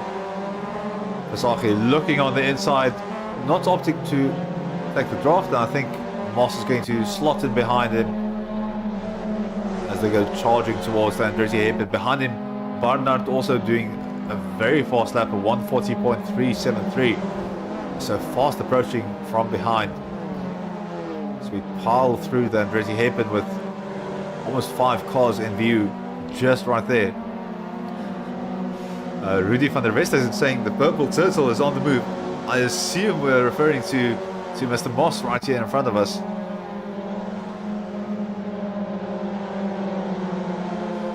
It's now heading through turn number 4. Versace is getting very close to Upton. Doesn't want to show his hand right now. He's not that confident in attacking the inside line of turn number 5. That's going to be Moss running very wide. Versace and Upton next to one another. Versace getting the move done into turn number 6, and Moss kind of following through behind him. That's a bit of a rough one for Upton. Now into the corkscrew, and this is brought out quite a few drivers that have been pushing. Oh, and I think a few drivers might have just gotten the fright of their life as they hit the gravel there. I don't know how the game is going to react to that in terms of penalties, but that is definitely not within track limits right there. And Moss there in the background, unfortunately stepping the car too far outside on the exit of 10, and that's a very easy thing to do. I'm not sure who that is. I think that's Upton and Leitwanger losing places there behind. As Versace charges on ahead.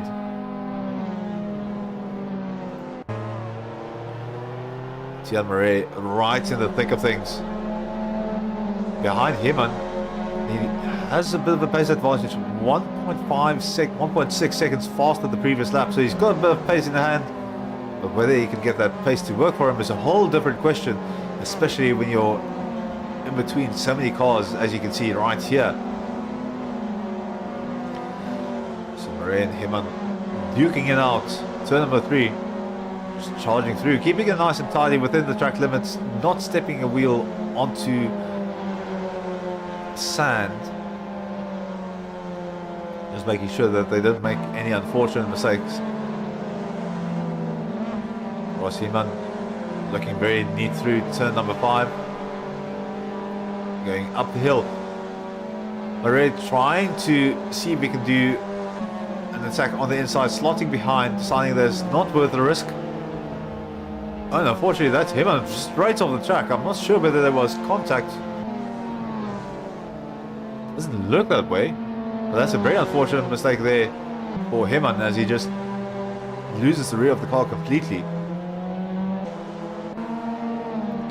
Leach Jr. recovering from his mistake in the corkscrew and chasing down Deploy in front of him. A little bit of a battle going on here.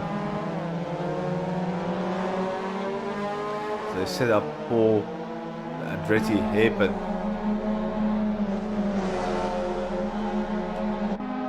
Further behind, Michael Rust and Ian Upton in a bit of a battle. Upton looking on the inside and possibly, I think that's Upton. So Rust running very wide. That's going to be Upton and Leitwanger promoted in front of him. Now Upton needs to defend from Leitwanger here, right behind him.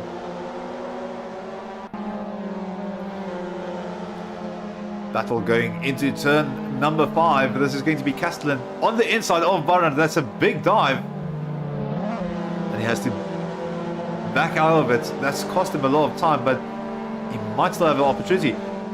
Alistair Barnard wants to make this 3 wide going into turn number 6. He's not going to, thankfully. He's still looking for a gap. Now 3 wide up the hill for 2 wide up the hill for the corkscrew. This is going to be rough, and everyone getting through relatively cleanly. I don't know how they've survived that from the dropping down the standings. Everyone else being promoted,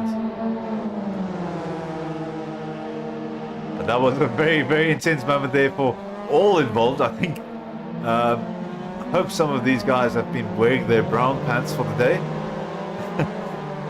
because if it's any other color, it's not coming back the same.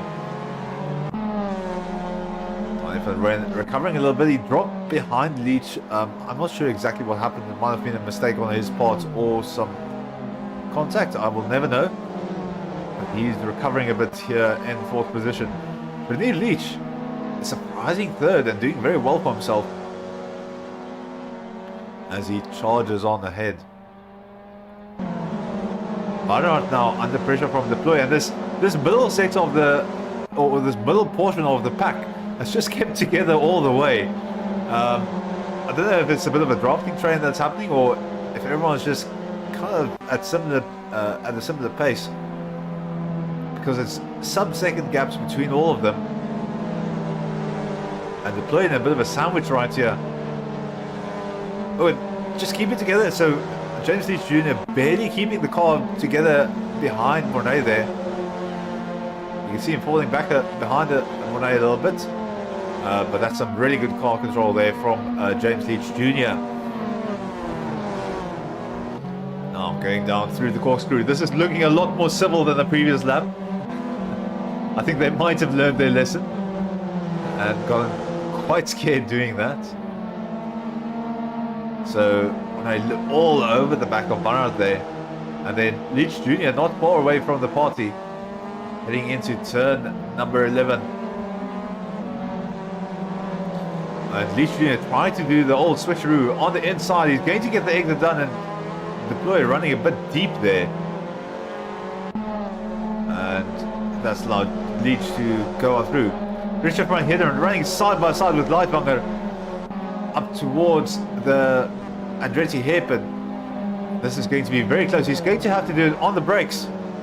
On the inside, Leitwanger forced far outside, trying to make the cutback, and then back to being side by side for turn number 3.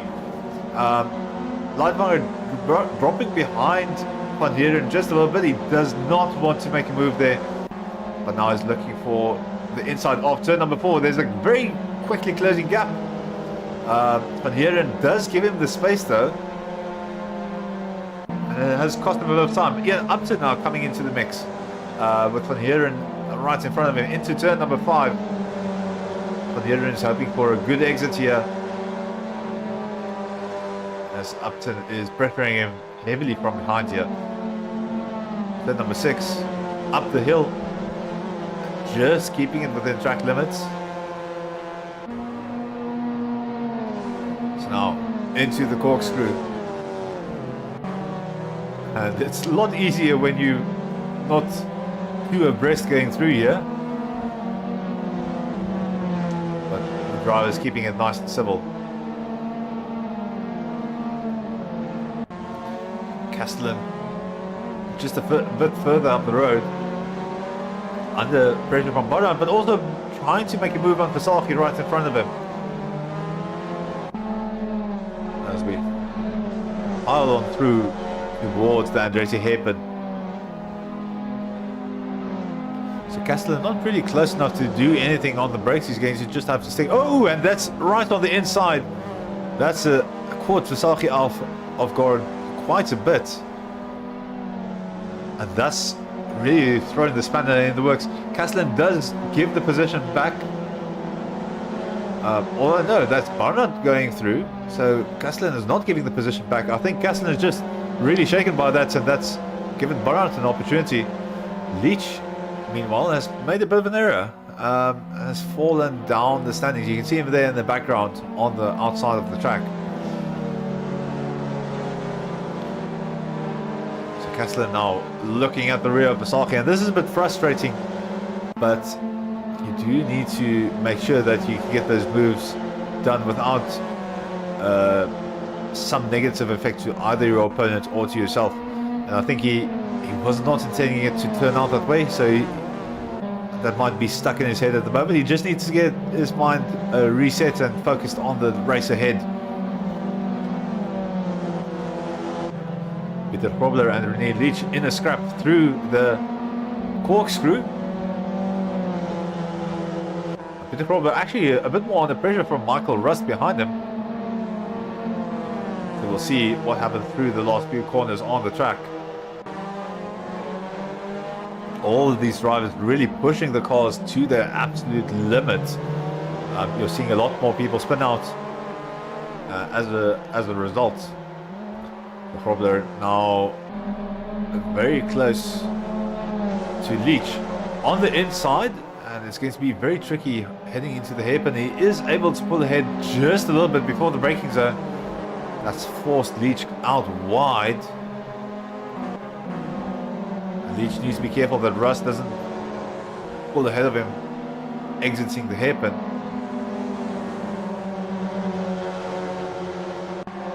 Dylan Vasaki and Alistair Barnard now having a bit of a battle here into turn number 5.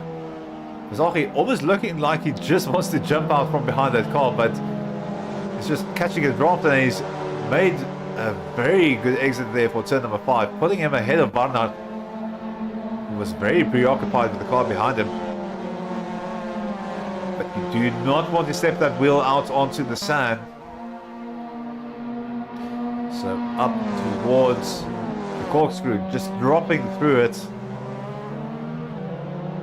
That seemed like Barnard getting a very good exit out of the corkscrew, and that's going to be pressure onto Vasaki for the last few corners of the track. Barnard trying to find a bit of a gap on the outside, just showing the nose, just piling on the pressure. Oh, and behind him there's someone coming with speed as well. That's Leach Jr. coming to join the party, so Barnard is going to want to get this done quickly. Jumping out of the draft, that might be a little bit early for Barnard. So we'll see what happens here into the Andretti hairpin. Barnard looking to jump out, not quite, and that's a very wide line into the hairpin, and that's left him behind Vasaki.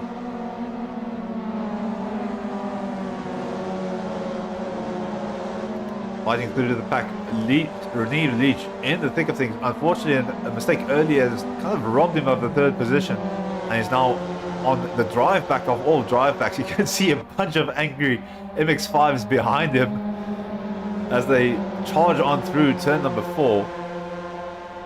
I think he's opening up a little bit of a gap, but that must be extremely scary with that many cars behind you. Makes the pass on Leach Jr. and unfortunately has to compensate for some oversteer. In front of him, that's going to be Grobler and Leach Jr. fighting for position again. Leach Jr. almost losing on the outside. René Leach now coming on the inside for the corkscrew, and everyone just piling into their positions. René Leach looking very squirrely on the back of his car. He's absolutely pushing the limits of what can be done with these cars. So all of the Leaches, or two of the Leaches together on track as they duke it out. A little bit of drafting going on there. René Leach almost touching the back of Leach. Leach Jr. almost touching the back of René Leach's car. And we go up towards the Andretti hairpin. So on board with Leach Jr.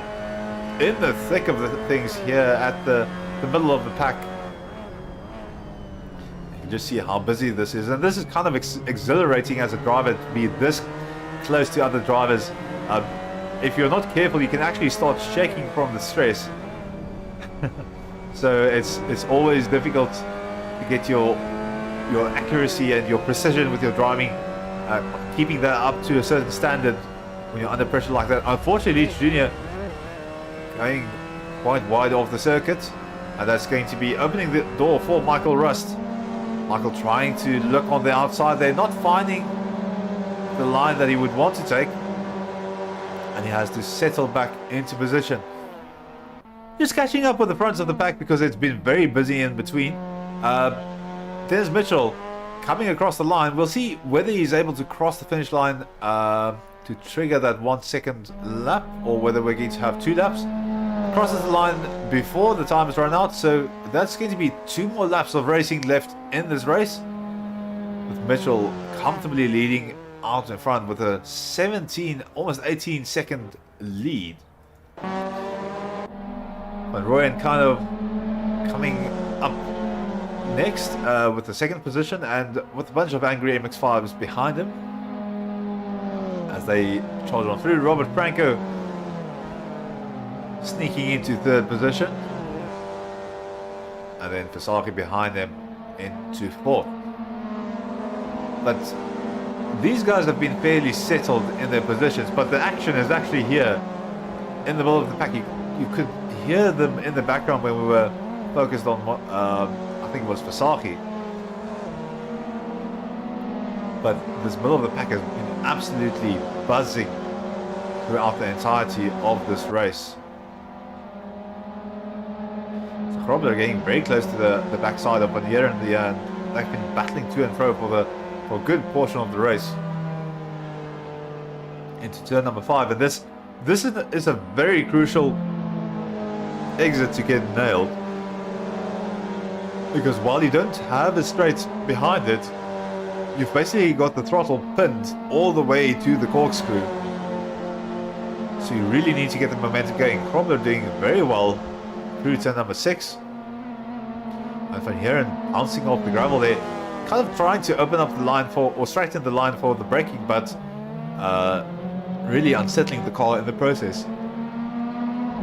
There's Mitchell triggering the last lap of the race with the fastest lap, a 1:38.194. That is very quick, and almost as getting into the 1:37s. Van Heeren running off the track a little bit, and that has opened up the door for Krobler. Krobler trying to do the old switcheroo, getting a bit of a better exit, and now drafting towards, not drafting, but racing towards the Andretti hairpin, doing a bit of a switch as Van Heeren assumes the outside line. Krobler on the inside trying to outbrake his opponent. They're going to go side by side through the hairpin. Van Heeren trying to go for the bit of a switchback, just opening up the line a little bit, but that is going to be the overtake done and dusted for Krobler.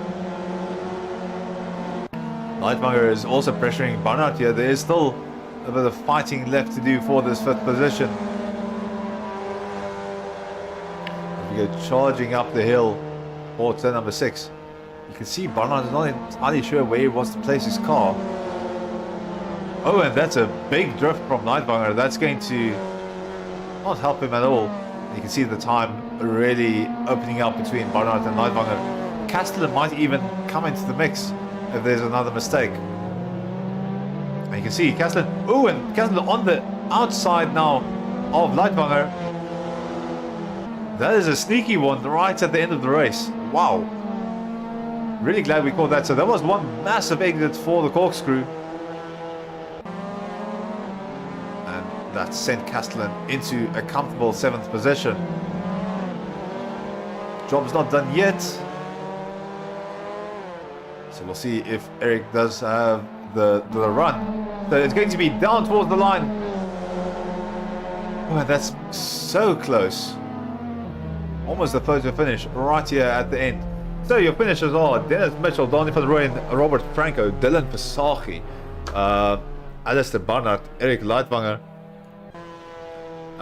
Mornay Deploy, Peter Krobler, Richard van Heerden, Renier Leach, and then James Leach Jr., Michael Rust, Ian Upton, Tommy Lee Moss, Ross Himan, Dion Murray, Herman Devote, and James Leach Sr. So we'll just be waiting for the last drivers to cross the line, and then we will be jumping to a short ad break. After that, the grid is going to be completely reversed. It's going to be utter chaos on this track. So stay right here with us. We still have 20 minutes of racing for that second race. Yeah, an absolutely amazing first race. It was buzzing in the middle of the pack. So looking forward to what's going to happen with race number 2 when the cat is thrown among the pigeons for these drivers. Leach Senior taking us across the line to finish the race, and then we will be jumping to an ad break, so see you as soon as possible.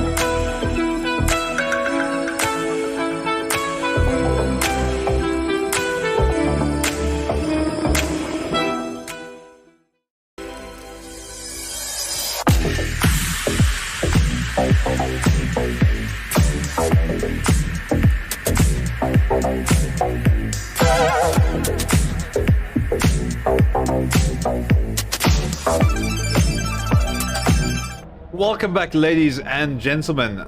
You are watching Sim Experience South Africa. It's the Div 1 race in MX5s at Laguna, Seca. It is reverse grid, so expect chaos. It's going to be interesting to see how the drivers deal with this. But everyone's looking nice and settled for the race. We've got James Leach Senior here leading the pack. It's going to be a frantic run all the way into the Andretti hairpin. 3 lights, 4 lights, 5, 6. Lights are out and away we go. So immediately a very good start for Herman Nivot as he tries to find a little bit of space there behind James Leach Senior. heading up into the Andretti hairpin. Oh, and unfortunately, one of the cars in the pit lane, that's taken out a whole bunch of cars. And utter chaos at the start of the lap. And you can see there, Rust, Castellan caught up with Krobler, Franco, Van Heerden, not Van Rooyen, Barnard, and Mitchell, all caught up in that car spinning out. Tommy Moss surviving it and making it through turn number 3 in one piece. The pack just charges angrily through turn number 4. A bunch of people going to be on a drive back from that car that collected a whole bunch of drivers. So Moss under pressure from Ross Heeman on the inside. Nice little neat move through turn number 5. And Moss's words are not over yet. Nivo is also looking behind him for an opportunity. So he's going to be absolutely battling it out. Going up the hill into the hairpin. Although Nivo is falling behind a little bit. Now under pressure from Michael Rust. Oh, and that's a vicious line. One of the cars being spun out. That's Michael Rust out of it. Leach Senior also finding the gravel. And the corkscrew claiming some more victims. Leitwanger looking on the inside of Nivout and getting past very comfortably. Oh, and even more chaos at the back there. That's Nivout, Krobler. A bunch of drivers just falling behind. Utter chaos in this first lap of racing as we come across the line. And Leitwanger in a very comfortable position. Ross Heeman on the inside of Tommy Moss, defending his position, I would presume. No, sorry, I'm wrong.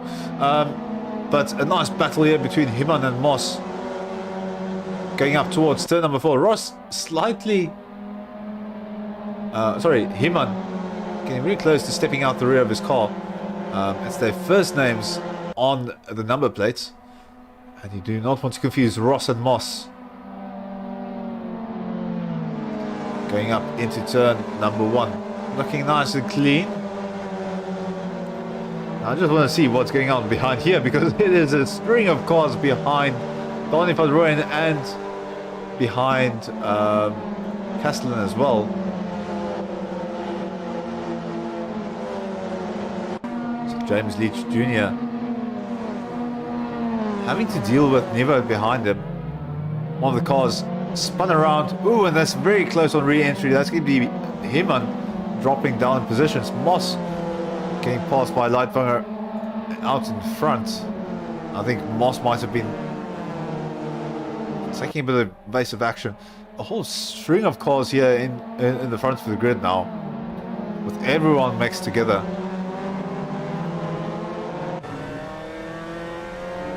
You can see behind Castellan there, battles going on. In front of him, battles going on.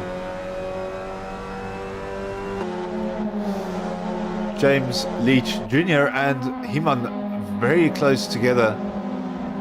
James Leach Jr. trying to take the inside and doing well to do so. Just getting that nice move done. René Leach putting the pressure on Moss, who's not been able to get a move done on Leitwanger, so he's now under pressure here for second position. Heading up towards turn number 5, and turn number 5 being a good opportunity for overtakes, especially on the exit. So if you're not careful, you might get overtaken here. That not being the case, Leach now seeing Castellan come into his rear view mirrors. Running a bit more of a restricted line, so not carrying as much speed through the turn as he would like. And into the corkscrew we go, and it's starting to look a bit more normal, with the cars starting to spread out a little bit. Castellan now looking right at the rear of Leach, not pulling the trigger right at the moment. I think Castellan might be finding it a bit difficult to follow Leach through the sector of the track. And And that seems like Moss got a really poor exit out of turn number 11. And he's fallen behind Leach.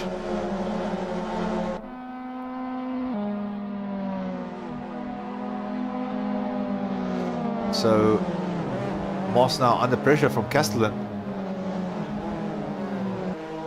Castellan trying to position the car on the outside for turn number 3. He's going to fall back in behind.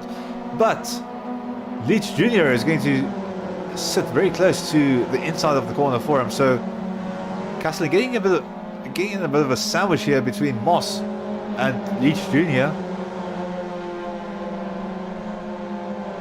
They piled on down through turn number 4 up to turn number 5.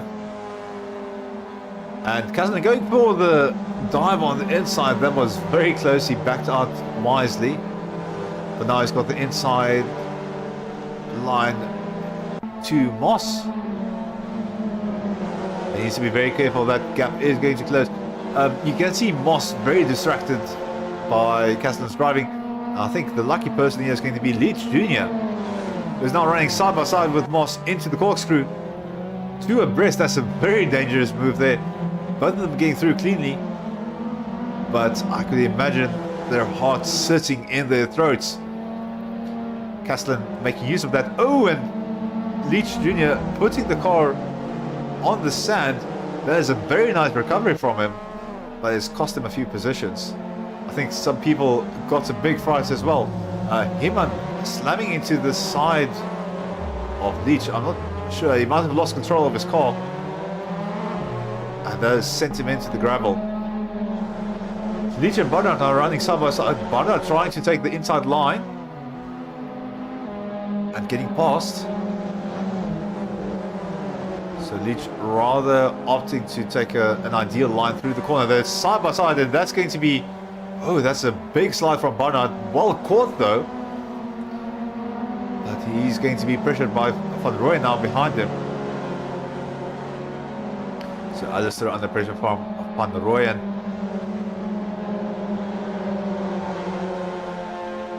And Dennis Mitchell and Peter Grobler.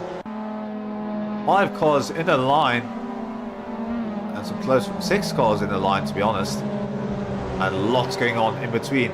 Bit of a swap there between Leach Jr., Barnard and Van Rooyen.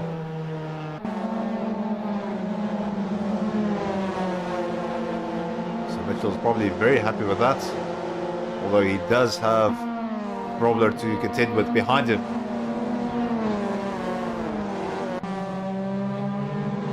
Tommy Moss leading everyone through the corkscrew, looking nice and clean. Alistair Barnard is sitting right behind him though,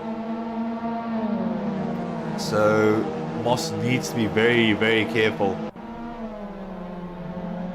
You can see Barnard looking for a gap but not finding it, and he's going to have to focus on this exit of turn number 11 and just squeezes past Moss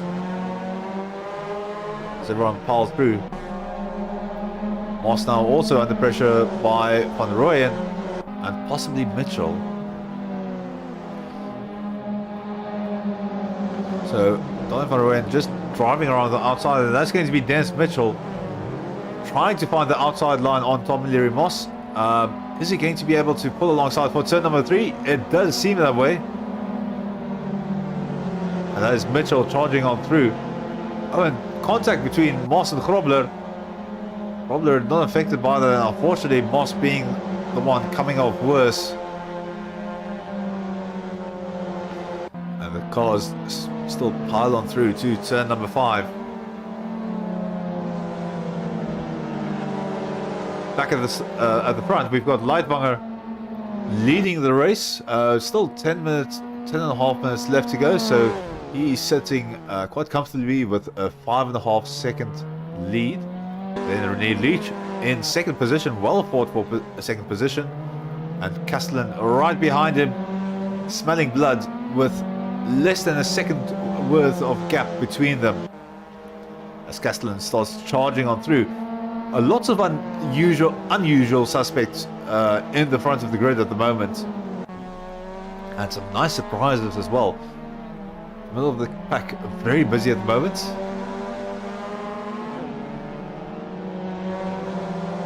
as Barnard comes under pressure from Van Rooyen up towards the Andretti hairpin. Unfortunately, a connection issue for Peter Grobler, so that is going to take him out of the race. And Alistair just staying ahead of Van Rooyen in this first sector of the track. Van Rooyen bringing that gap down to about 0.3 seconds. He does need to do that. Mitchell is chomping at the bit behind him as well. He needs to get this move down as quickly as possible. He tries to pull alongside Barnard. He's going to go for it here into turn number 5 on the inside. And Van Rooyen just is not able to carry the pace through there. He's not confident that he can run through there without pushing Barnard out wide. Mitchell now looking for a pass here on Van Rooyen. Wisely backs out as we head up towards the corkscrew. Van Rooyen looking for any opportunity that might arise, and that is going to be it. So Van Rooyen taking evasive maneuver. I think he might feel like that was due to some netcode, so he's going to give the position back. And as Barnard rejoining into 6th position, so some gentlemanly racing going on here.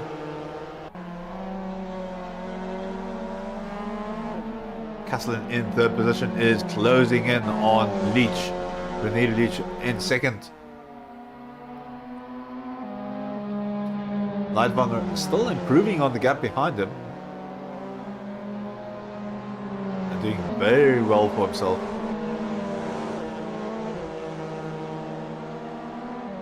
So I'm not sure whether Castellan is just keeping behind Leach for a bit and then biding his time for to see where he can strike. I don't know whether it is possible to have the confidence to say, okay, I'm going to overtake later in the race to maybe have a bit less pressure, but that's not going to be the case. Castellan is going to move on forward in front of Leach. Leach not getting the exit that he wanted out of turn number 4 and just moving out of the way to avoid a very awkward situation into turn number 5.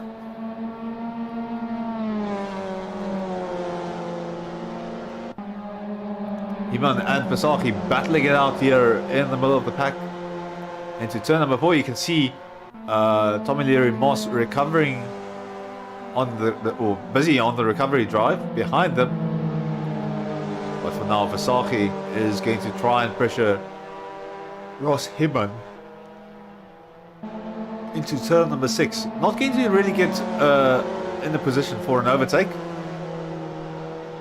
but he is going to follow closely and with some close attention being paid to where the car is slower. You can see Dylan trying to open up the corner and unfortunately losing the rear. I do not think that might have been Tommy's fault, so I'm not sure why he's slowing down. That did not look like contact between the cars, but it's nice to see that people are making sure that they're not actively destroying one another's races. The back of the car saying, it is what it is. So unfortunately for Tommy Ramos, this race is going to be what it is. Bit of a rough race, but he is still enjoying himself out there. I do agree with Cleopas on the YouTube channel saying Steven is absolutely flying. I definitely agree. He's really fought for that second position. But in terms of people that have been flying, I just want to go to this gentleman right here. Leitwanger, he's been having a race of his own. 7.5 seconds ahead of the rest of the pack. He's absolutely been flying. His previous lap being a 1:38.057. His best lap in a race, in the race itself, being a 1:37.919. So the only driver in this group into the 137s. That is extremely quick. So we'll quickly have a bit of a look to see where he's finding that time. So moving towards the outside, winding that line as you break into the Andretti hairpin. Keeping nice and close to the apex, just making sure that you're there for the double apex. Now into turn number 3. Using all of the available space on the track on the outside. He slightly missed the apex there. I don't think he makes a habit of doing that. Now into turn number 4. Just a slight safety lift. Getting that car through there nice and quickly. And into turn number 5. Using the curb on the outside to open up the corner. Getting that car into the camber of the corner to get it turned around, get it rotated. You can see he's only 1/10 down on his delta. Very slight confidence lift to just make sure that he can get through there safely. And it's only cost him 5/100ths. Heading up the hill. Now into the corkscrew. You can see, you can't really see that second apex in the corkscrew. So it all comes down to muscle memory. Still a very fast lap here for Leitwanger. Now into turn number 10. Using all of the curb on the outside, slightly missing the apex. I think that might have been a late turn in for him.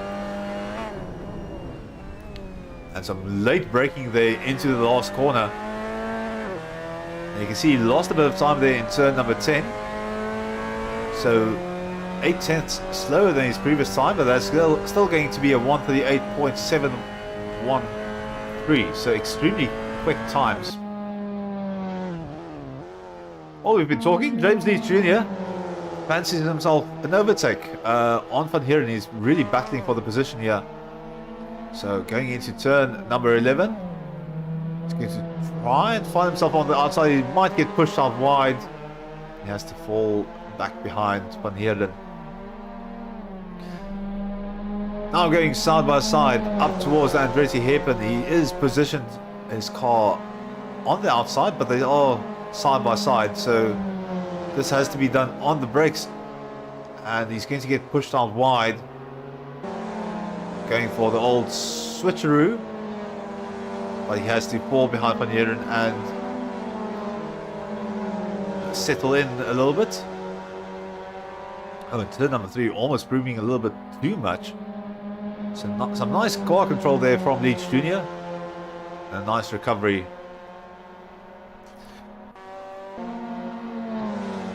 Also, in the midst of things, Dennis Mitchell has snuck into 3rd position. And he's got René Leach behind him to contend with. So, 2 minutes left of this race. It's probably going to be 3 more laps of running. No, 2 more laps I would think. It all depends on how quick Leitwanger is. And he just has to keep it together for the rest of this race. Leach Jr. going for the overtake a little bit haphazardly, but that's still going to be to and fro between the two of them. Side by side into turn number 11. Leach Jr. braking early. He's going to go for the swap around. And that's going to be Leach Jr. charging on the head through the main straightway.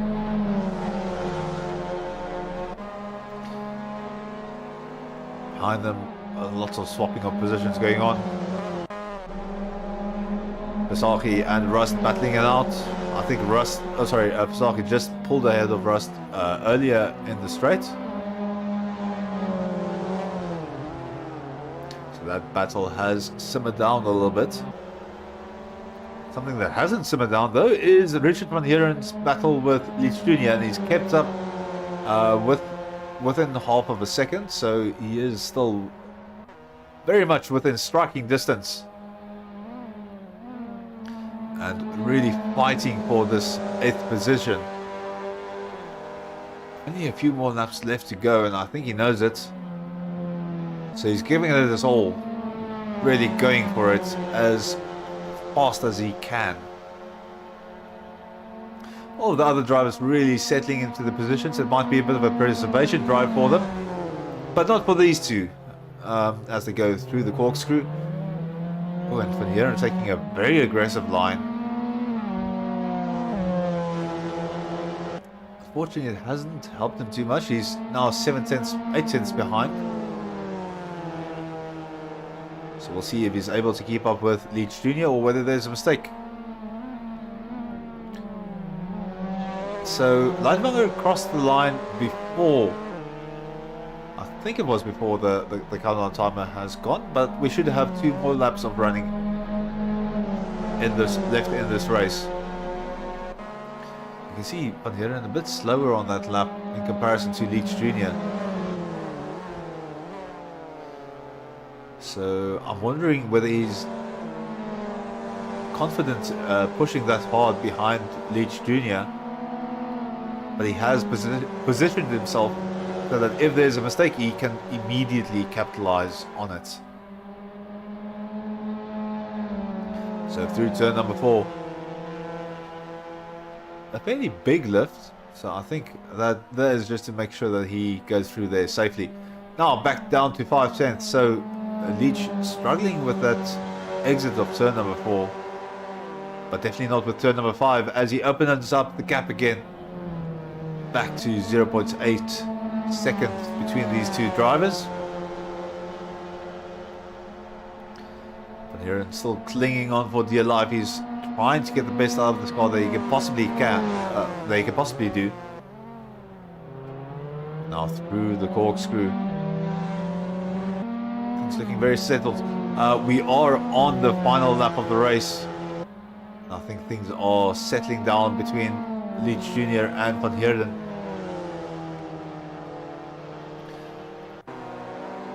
Dennis Mitchell is quite a way down the road from Castellan, 2.2 seconds. But if something does happen, we do want to be right there with him. I'm just going to quickly jump though. Dylan Versace and Heman swapping positions into the in the run up to the Andretti hairpin. So looking very good there for Versace.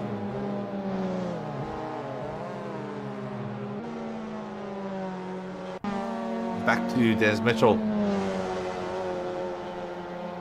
Just making sure that he's in position for if there's a mistake from Castellan. Going through the corkscrew, and things are looking very neat and tidy for both drivers. René Leach and Franco surprisingly close together in this final stages of the race. Franco really wants this position. He's going to chase down Leach. It's going to come down to the wire. 2 tenths between the drivers into turn number 11. One of the drivers behind there running way off course. It's all going to depend on this exit. Franco maybe not getting the exit that he wanted. He's going to try and draft for it, but it is not going to be enough into the final stages of the race. So your finishers are going to be Lightwanger, Castellan, Mitchell, Leach, Franco, Van Rooyen. Barnard's probably crossing the line very soon. Leach Jr., Van Heeren, Versace, Heman. But we are still waiting for them to cross the line. So that's Leach across the line, Van Heeren, and now Versace and Heman chasing each other down as they come across the line. And we do seem to have some victory donuts happening here with some of the drivers. We'll see if we can find them.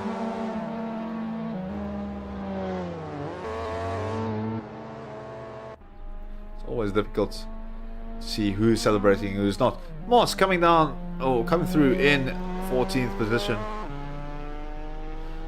with the rest of the drivers fortunately not finishing by the looks of things. I'm just quickly going to write down some names and then see if I can find some people for interviews.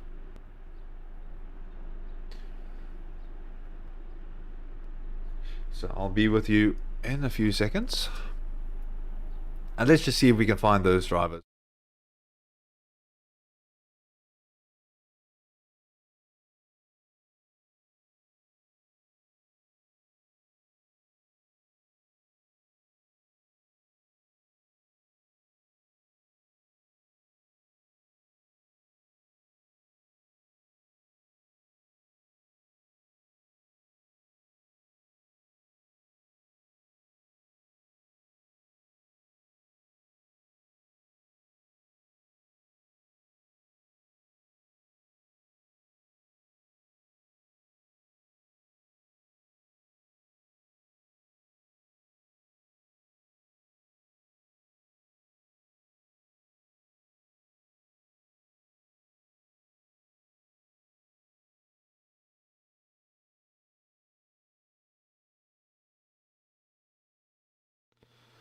So I'm just still rounding up the drivers. We'll see if we can get someone involved for interviews. I'll be back with you in a few seconds.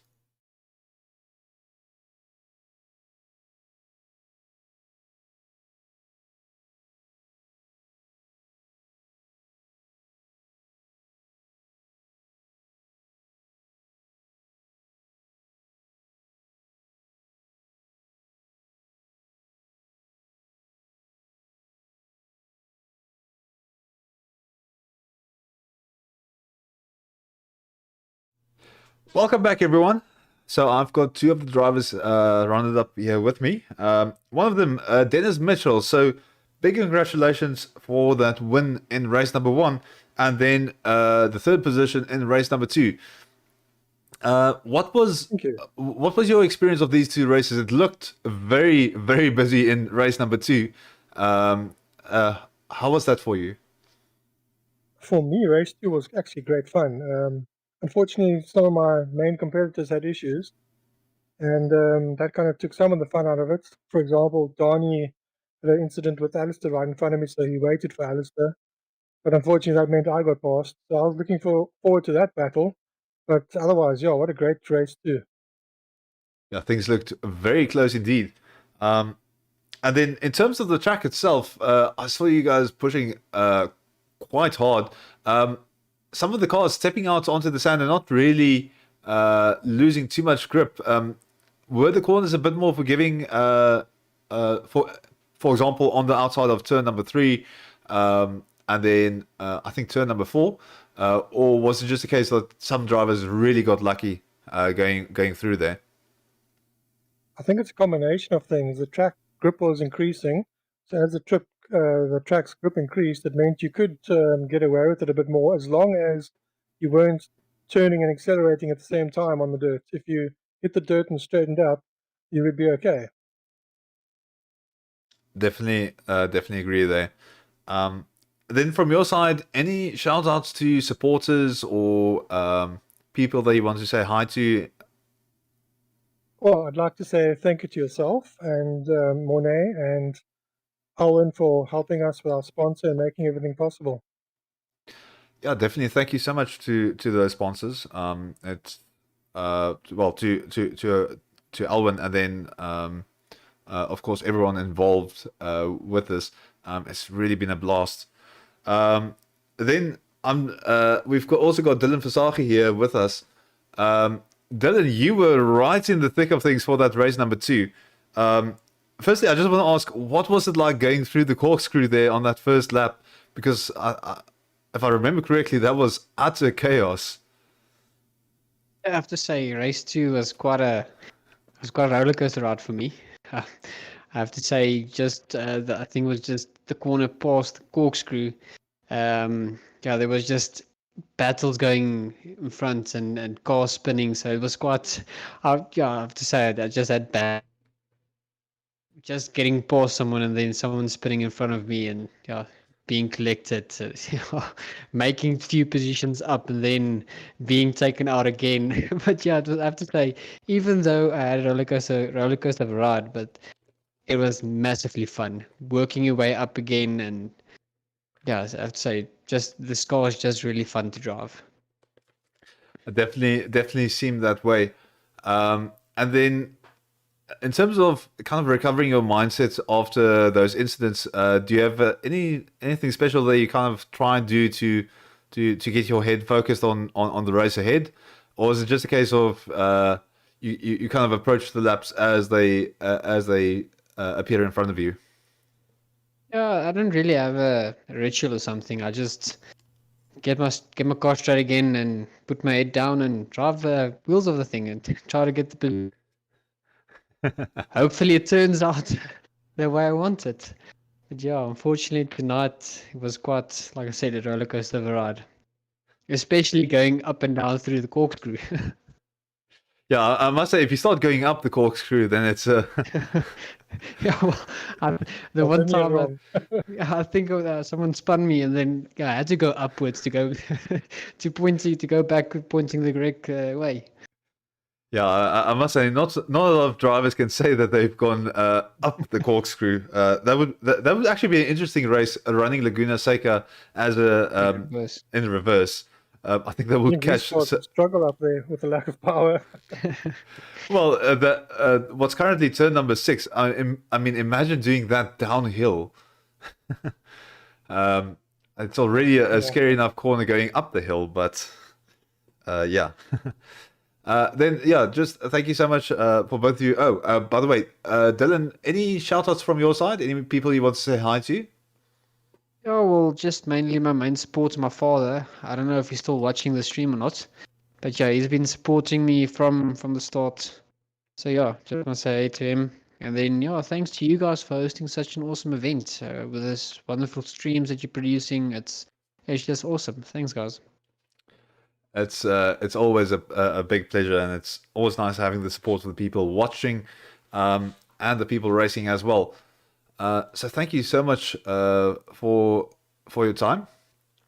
That is going to be all for us. I'm just quickly going to check. I just want to check something in terms of the standings. I'll quickly just mute myself so that the drivers can leave, and then I'll be back in a second.